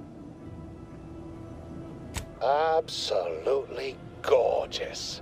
Look at you. And to think I just forcibly coerced the first gormless dunderhead who walked by and found you. Lucky me. Now, first things first. Place the data cartridge in the drawer for me, right here, in the slot below my intercom. Haha. Allow me to give this a cursory eyeball and... perfect. I'm sure we have the correct neutralizing agent here in the lab. I'll nose out the exact compound within our chemical reserves in 2 shakes of a rat's tail. Well, it's a textbook example of the medulla oblongata wagging the cerebellum. Although, frankly, there's a plethora of ways to stimulate the reptile brain into such a flurry. None of the previous methods were anywhere close to being this commercially viable. But where there's a will, there's a way to make a profit. Honestly, this whole process is 1 part scientific testing, 2 parts improvisation, and a dash of pure, undiluted panache. Exactly what we do best. Was only a matter of time. Oh, this might work out yet. Auntie may ignore our recent setbacks if I deliver an easy-to-market product. Just imagine the ad slogans. Air, now with extra fractiousness. Though, I suppose it only works on other Auntie's Choice employees, not our preservative-free rivals. Ah, there. I have determined the ideal counteragent. Here you are. Place it and the spore samples into that synthesizer. Enable the device and it will beget a working antidote momentarily. Return with it directly as soon as it does, if you please.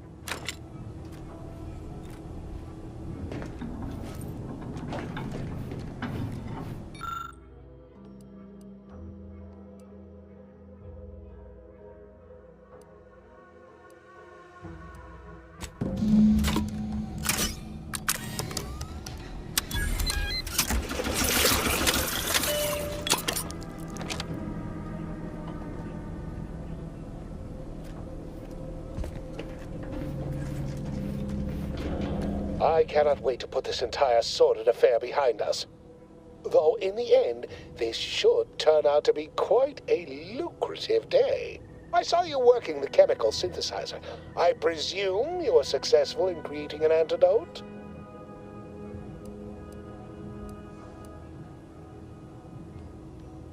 Oh, please. Reject cynicism. Reject negativity and allegation and lies, right? I mean, let's. Choose positivity, whimsy, delight. Those are the waters I want to swim in, not mired in that sort of swamp.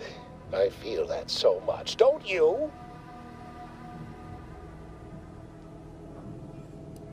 Well, sometimes sharing the benefits of research also means apportioning some degree of the danger, offsetting accountability to others, sharing the blame. Why, it could have been me out there, you know, had I been simply another unwitting, unknowing participant. Thankfully, I benefited by having advanced knowledge of what might occur, and safely situated myself here.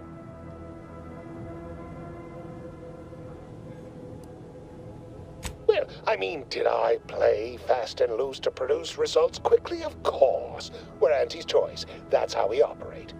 Did I turn the lab itself into an experiment? Research is an ongoing cavalcade of ethical dilemma and outward regret. At the end of the day, the only rule Auntie has is don't get caught. But you won't tell, though, yes? We're still chums, though, you and I, having come through so much together.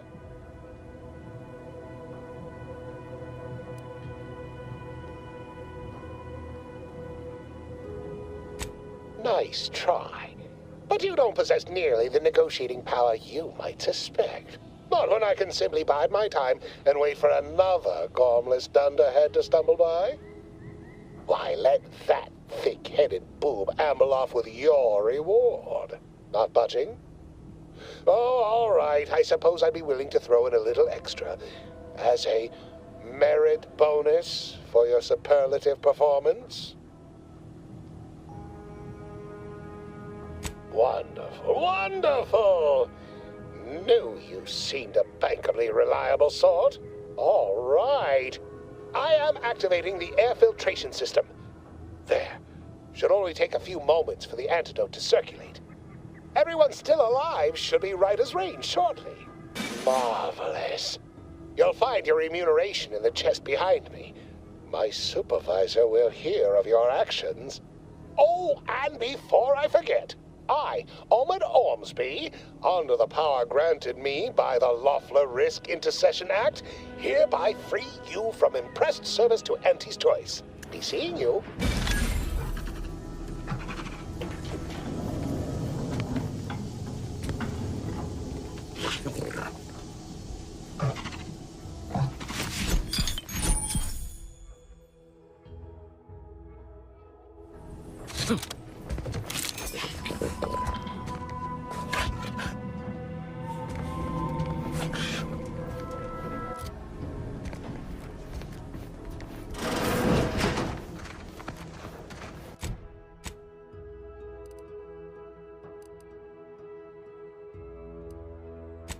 This is the proud maker of Spacer's Jaw, Zero G.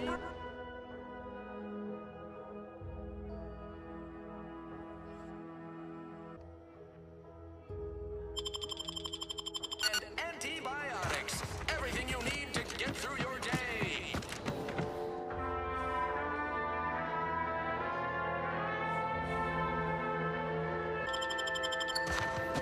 Ever wonder if our assignment here will never end?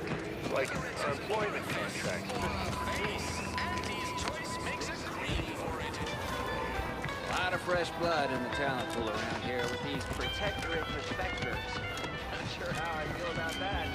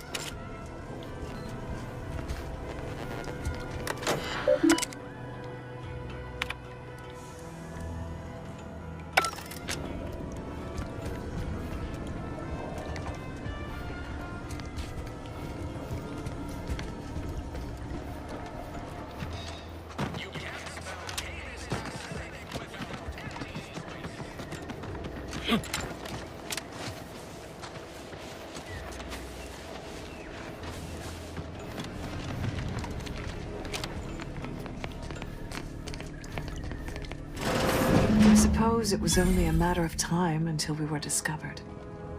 Though what an odd thing to die for. Apples.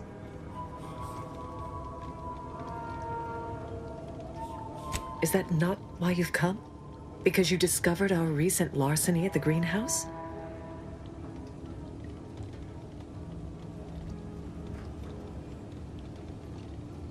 The greenhouse's stolen bounty offered a healthy alternative to gorging ourselves on that vending machine poison.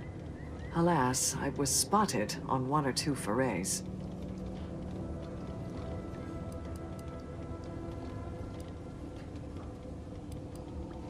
Starving? Hardly. We have greater stores of strength than you suppose. This hunger is a momentary distraction, nothing more.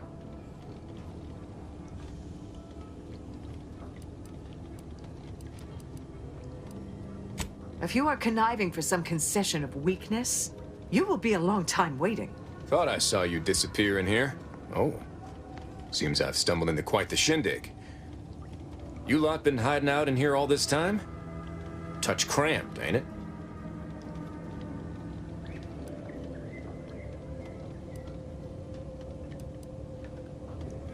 You've got me there. Nothing enigmatical about a trio of Protectorate stowaways. The more I listen to you invaders blathering, the more convinced I become of the need to rid our fair island of your wretched stupidity by any means necessary. Not very copacetic, are you folks? If this exchange is not to your liking, I can accommodate you with a bullet instead.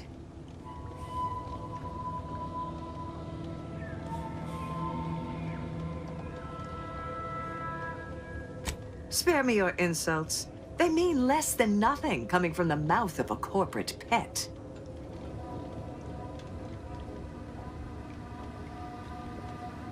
I would sever my own hands at the wrist rather than sign a corporate contract.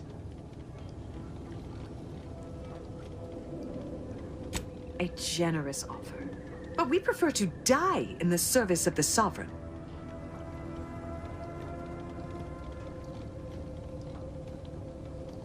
I will admit, dying like a cornered sprat is not the righteous future the Order predicted for me as a child. But what other option is there? Failure is disallowed. Surrender is treason.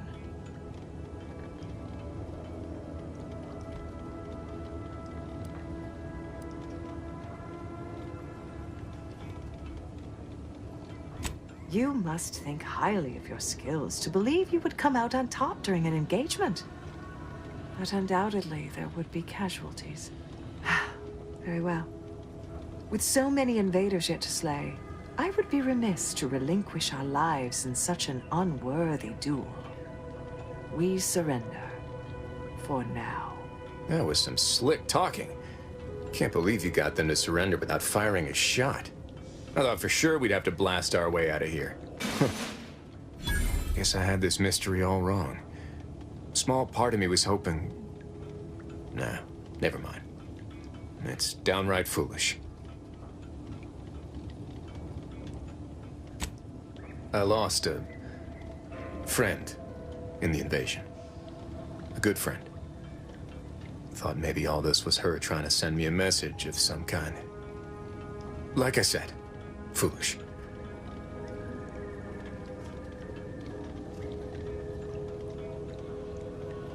She was. Yeah.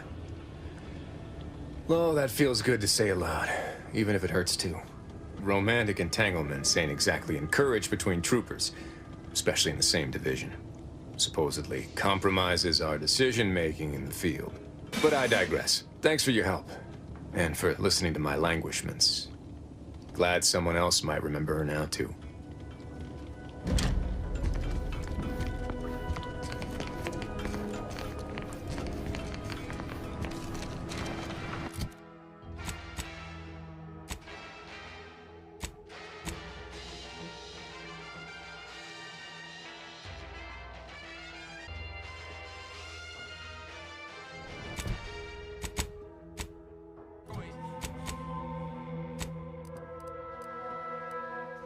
Subject lacking the appropriate zeal for their assigned work. Report them for mental refreshment post-haste. It's not just a good idea. You have the gratitude? Why, hello. Whatever can I do you for?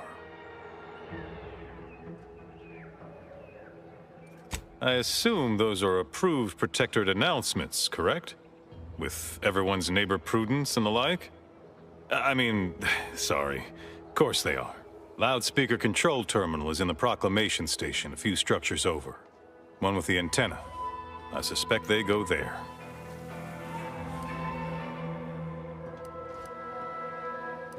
Well, mechs do all the heavy work for us in the Protectorate. Just like each of us, each type of mech has their assigned specialty. Takes a little doing, but you can readjust them. A combat mech can be reconfigured to oversee comestible distribution, for instance. Or mine or harvest crops. All you need is the know-how to retool their subroutines. And the right parts. Plenty of parts. Granted, reprogrammed mechs are never as efficient as those specially made for a role, but they get by, eventually, after a fashion. Much to do, truly. Toughest challenge now is upkeep of key apparatus. If that generator goes, for instance, doubt I have means to fix it. We lose power to charge our mechs, this place is done for. Final nail in the coffin, or similarly minded metaphor of your choosing. Not that the paradigm would allow that, of course. Curativist Row is a fine sword, pillar of our community.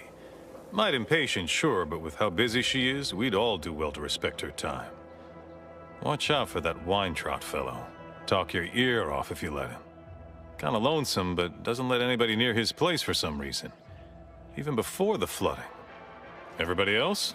Decent enough, I guess. What? Oh, yes. Goodbye. Vigilant. We must all fulfill our duty to the Protectorate. We're all in this together.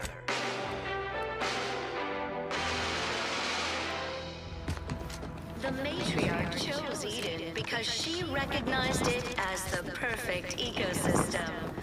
The native flora and fauna, the pleasant atmosphere, and rich natural resources represent a fascinatingly complex ecological network. To govern it, the matriarch, working with and through the sovereign, devised the paradigm.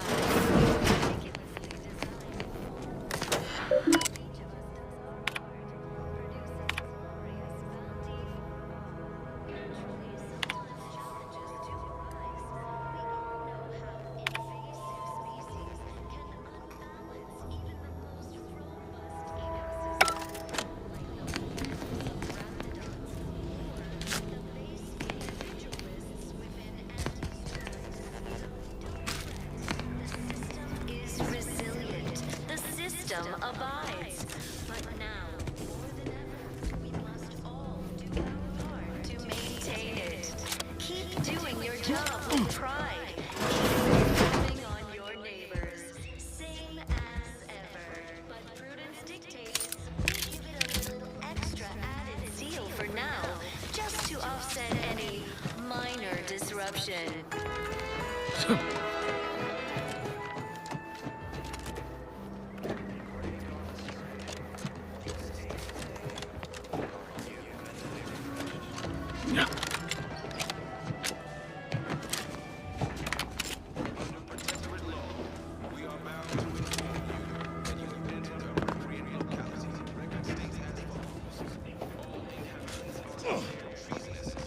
Insufficient zeal in defense against seizure, sabotage, or manipulative indoctrinatory falsity.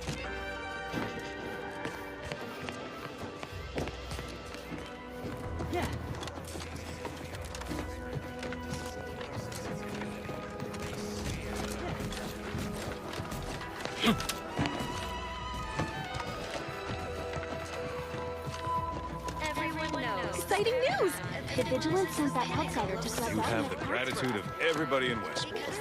Especially me. herself designed it, and the sovereign embodies and executes on it. Throughout history, human societies were constantly out of balance.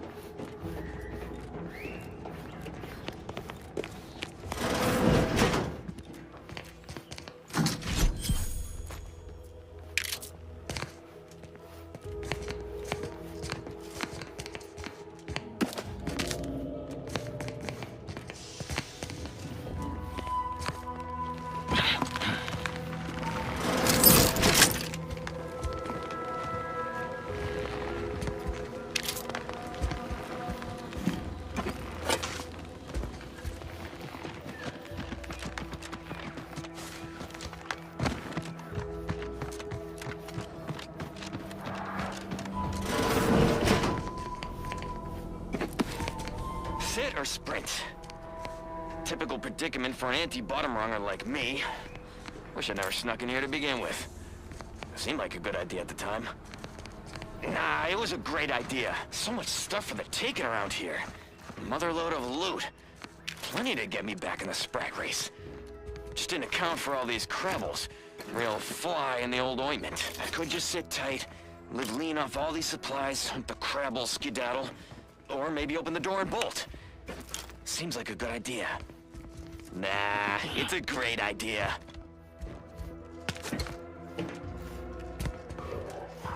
Yeah.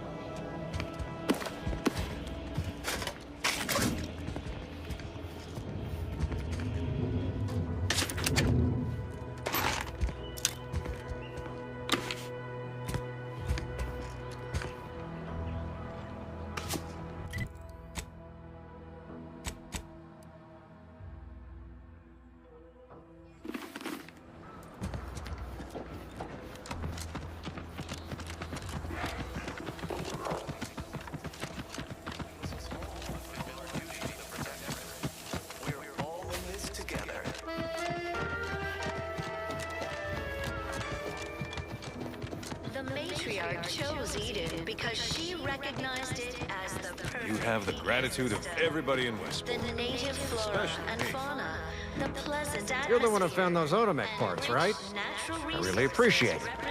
Thanks to you, I was able to return to Westport. The Crabbles were starting to worry me.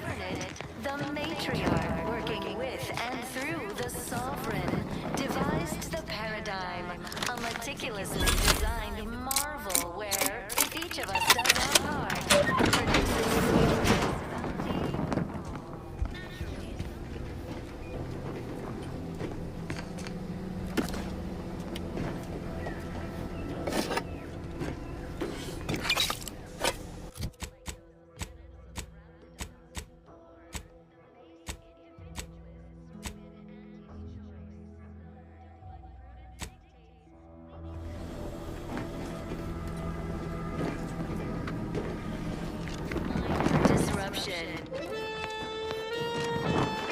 I inhaled so much dust.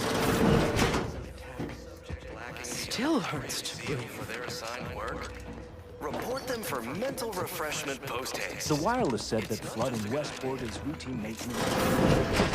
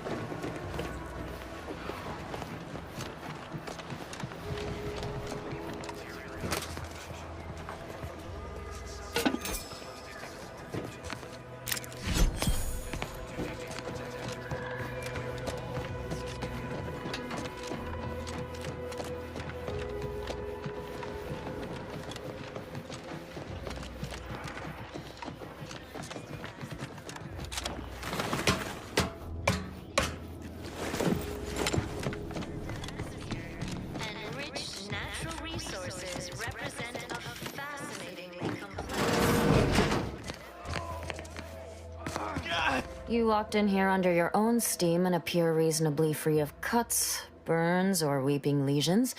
So, I assume you're presently devoid of mortiferous injuries. Good. Because we've got more of that than we can handle. Don't suppose you have any medical supplies to spare, do you? That you might kindly consider donating?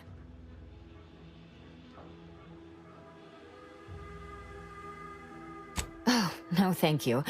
Not looking for anything that does more harm than good. I have enough ailments to manage already.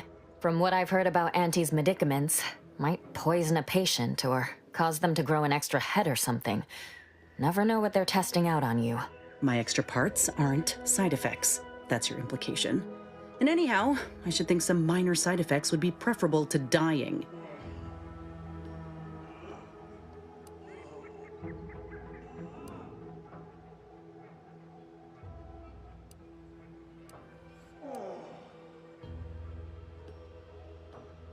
Honestly?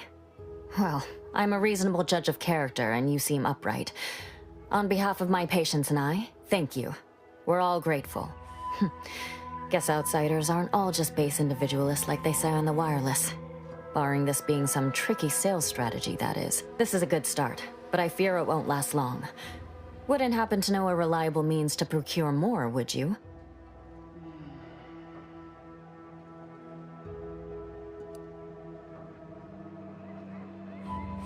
They'd sell to us? Those medicaments you gave us before? No, never. You must think me easily hoodwinked. Our societies are sworn enemies.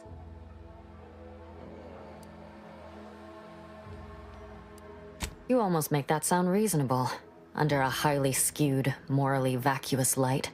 Not seeing a wealth of options here at present. I can watch my patients die, then face execution, or we can resettle elsewhere and remain alive. I lean toward the latter. The abandoned section of Westport ought to have some supplies. Should be enough medicaments down there to help our injured survive the trip to Fairfield. It's perilous, though.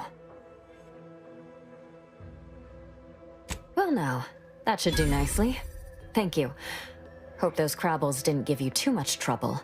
I recognize these patients require more care than I'm able to provide here.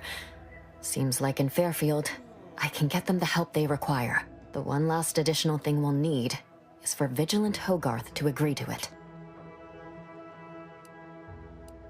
It's less a concern about disloyalty, and more my respect for his abilities. He's a skilled leader, and we could sorely use his aid, from coordinating logistics to keeping up morale. I'll surely have my hands full with my patients. His presence on the journey would save lives. See you when I see you.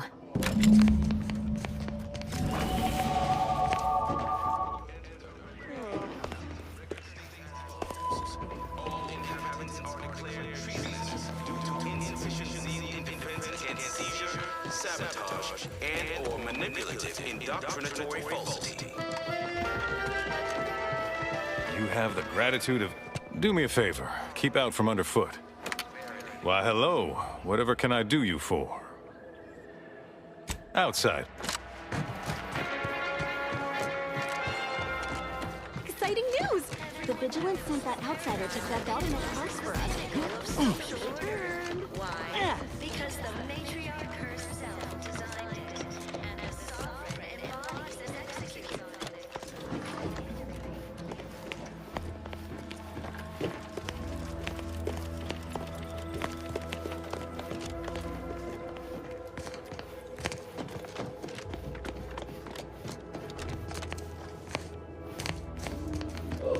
You've returned.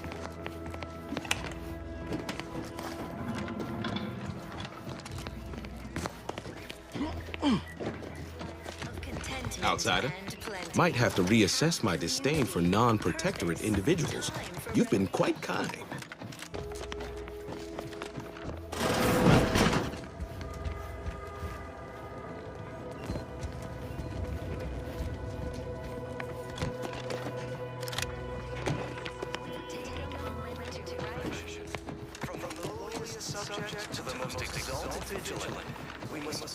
Exciting news! The Vigilance sent that outsider to collect automech parts for us. You have the gratitude of everybody in Westport, especially me. Matriarch chose Eden because she recognized it as the perfect ecosystem. The native flora and fauna, the pleasant atmosphere. Appeared right out of the aether, just as I imagine our proud sentinels do. Like, here I am, your innermost thoughts are known to me, and nobody once hears from you again. Caught me reciting passages from a beacon to the cosmos, illustrating my steadfast fidelity. All subjects prosper under the guidance of our beneficent ruler, the Sovereign.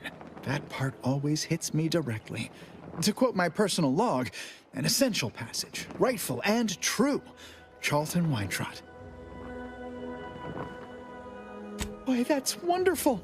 I'm actually quite relieved a fellow customer like yourself somehow saw through my carefully maintained act. Others in Westport fail to perceive my true nature. I am hardly one of the herd around here. A reference you'll no doubt recognize from those keen Auntie's Choice commercials.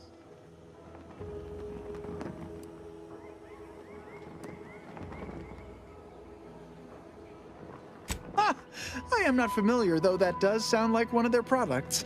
I refer to the ones for Purple Berry Crunch brand cereal.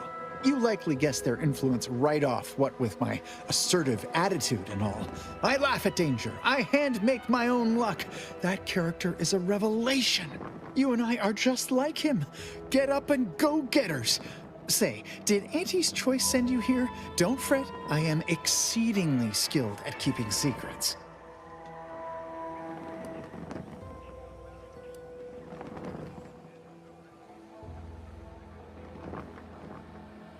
How I've waited to hear those words.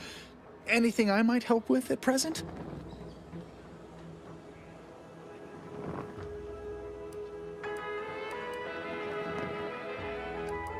Really? What was he like? Bold, assertive, with a wildly obstreperous theatrical air? An audacious proposal. Yet this place, despite its recent humidity, remains comfortable and familiar. With a full case, I might gorge upon such sweet goodness morning, noon, and night. All right, hand it over. Oh, but what would vigilant Hogarth say? What would everyone say?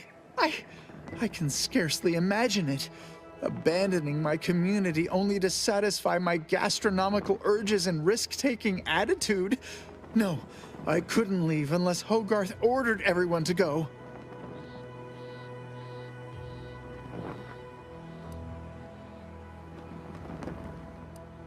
Righto. Well, you seem rather confident. Best of luck, I suppose. You are surely going to need it. Please inform me when, of course, you receive it. We have everything we need. Prudence dictates. Most exalted vigilant. We must all fulfill our duty to the Protectorate. Glad the wireless told me that I'm happy and everything's fine. I was tempted to feel sad after the ocean flooded my house. The matriarch chose Eden because she recognized it as Greetings, non-protectorate wretches. With regret, I must inform you that those outside our glorious society may not take freely from our stocks, as our subjects do. However, I may offer you a limited selection of premium items for moderate respective fees. Initiating. We all know how invasive species can unbalance even the most robust ecosystem, like those meddlesome raptidons or the base individual. Stranger?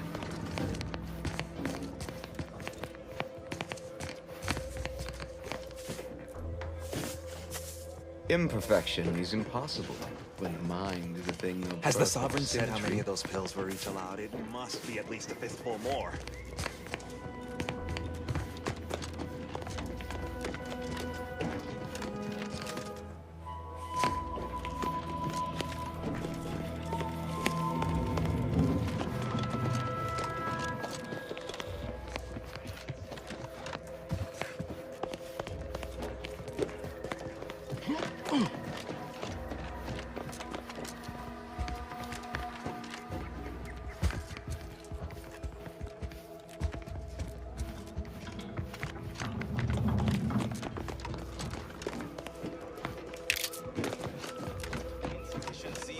outsider. Apologies. Once our automechs are all running again, we'll have Westport back on track in no time. Thanks again.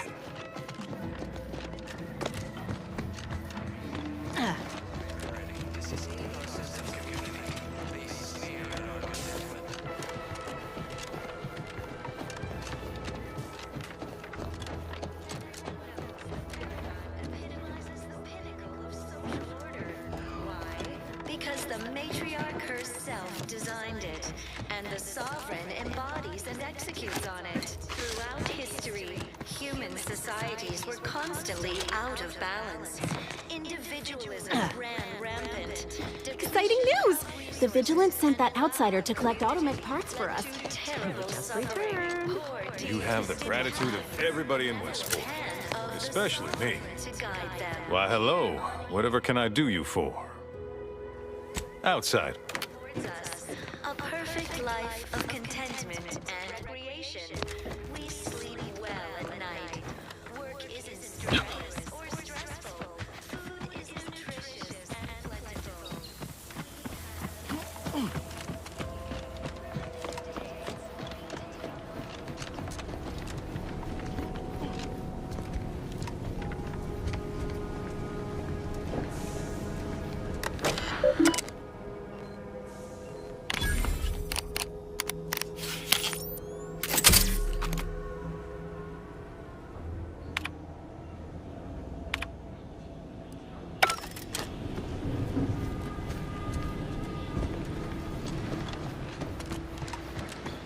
Got time for a debrief, Commander?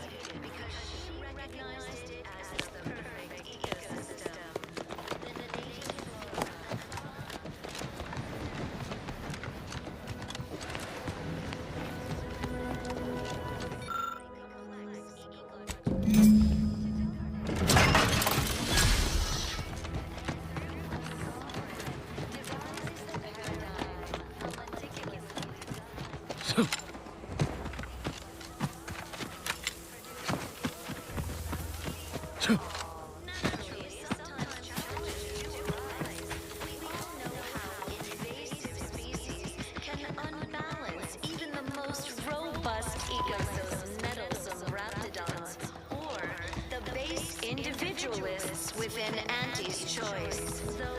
You have the gratitude of everybody in Westport, Resilient. especially me. System abides. But You're the now, one who found those more automech than parts, ever, right? We must all Really appreciate do our it. part to maintain it.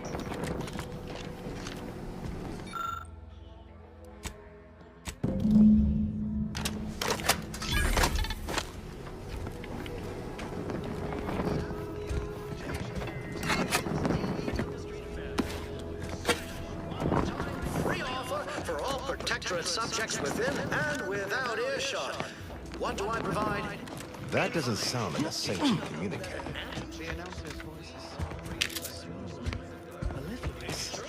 Persuasive. Electronic doodads, no permanent roles, just good old-fashioned... Hello again. Have you spoken to Vigilant Hogarth yet? Did he get... Ah, I see. Are free to choose any vocation they like and change occupations at the slightest whim. This is wild.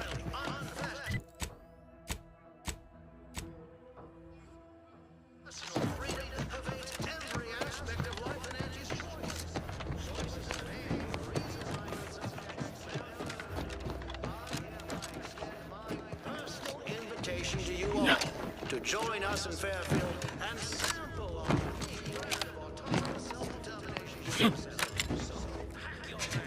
And get ready to think for yourself, choose for yourself, arm yourself with any choice. Your life will be best. Why choose just any choice when you can choose Auntie's choice?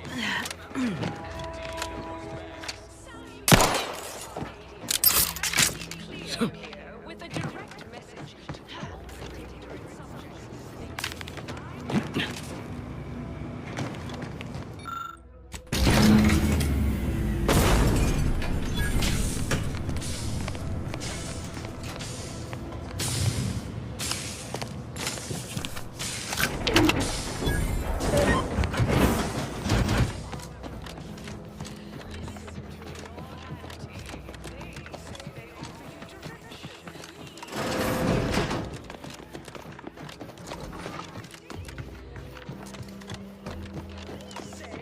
That endless yak. Might have to reassess my disdain for non-protectorate individuals.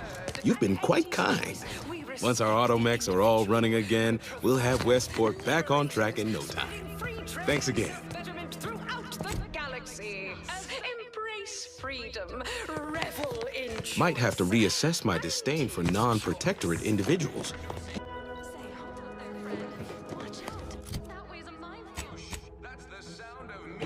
That vacuous cacophony sets my teeth on. Once our automechs are all running again, we'll have West. I hand make my own luck.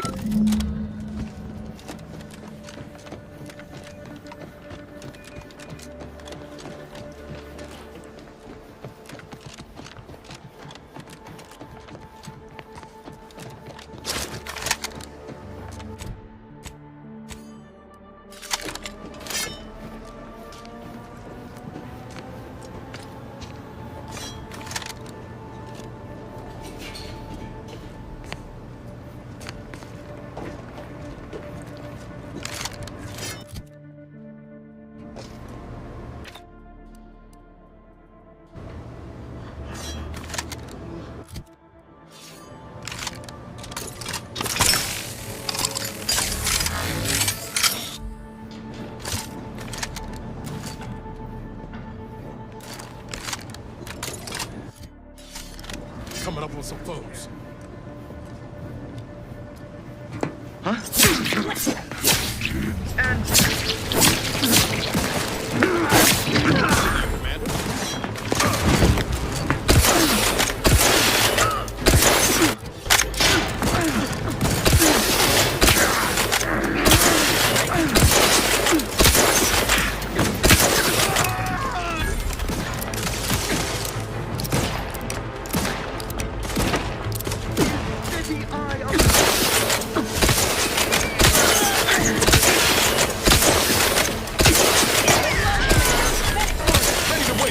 On your command.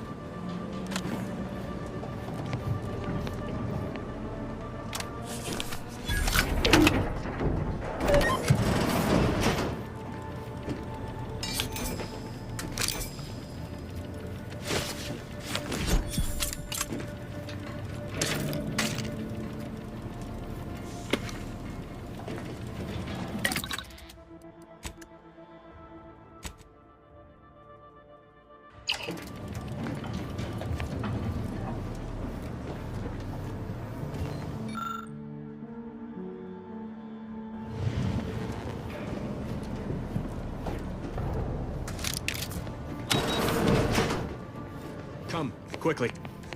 We must all bear witness.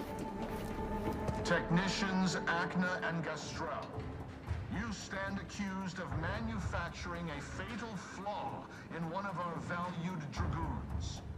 Have you any last words to express your shame? That Dragoon was already defective. Oh, we were only rebuilding the logic assembly so that... At last, the truth alights. I hope this belated confession unburdens your conscience, though it will do nothing to commute your sentence. On the charges of sabotage and treason, most contemptible, I find you both guilty. No. No, please! This is all a misunderstanding. We're loyal.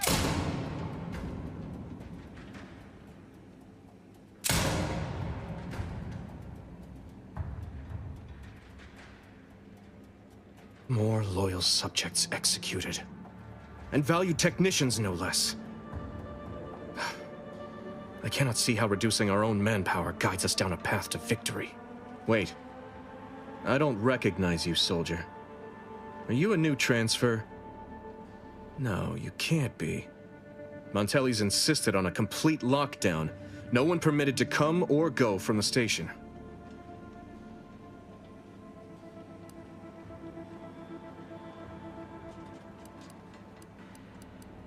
You're a what? Is that some rank in the corporatist forces? No, never mind. Don't tell me. The less I know, the less can be extracted from me as proof of enemy collaboration. I recognize your voice. Maori, isn't it? From Horizon Point? I thought for certain I'd read your name on the list of casualties. Nor do you match their description, unless I'm mistaken. Much from Horizon Point has been mercifully flushed from my mind by new daily horrors. But I distinctly remember that foul day beginning with you.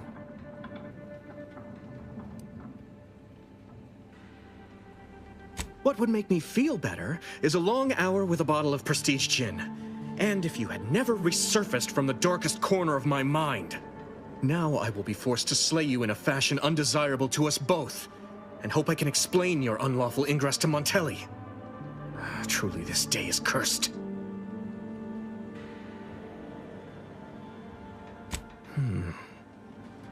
It's true. Someone must intervene. And if you're capable enough to have broken into the Vox, then perhaps I can use you to finally force Montelli to account. It wouldn't be collaboration with an enemy, so much as finding the right tool for the right job.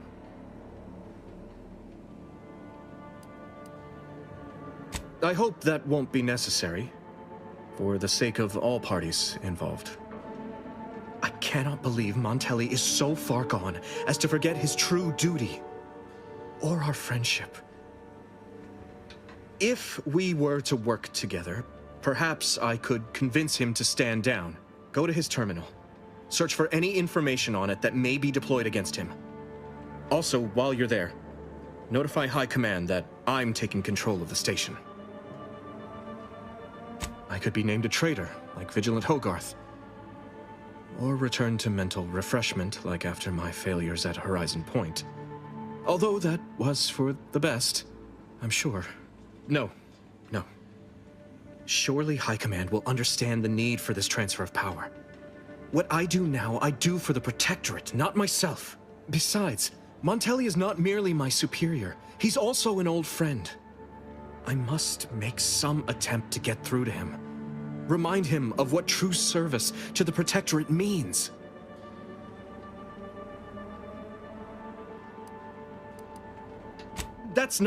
I'm not... How did you... By the Matriarch. If I'm so transparent to a stranger, Montelli will surely perceive the same weaknesses in my character. Much as I prefer a peaceable solution, you're right. The Protectorate would be made stronger by his... passage. If he cannot serve as a general, he may yet serve as an example.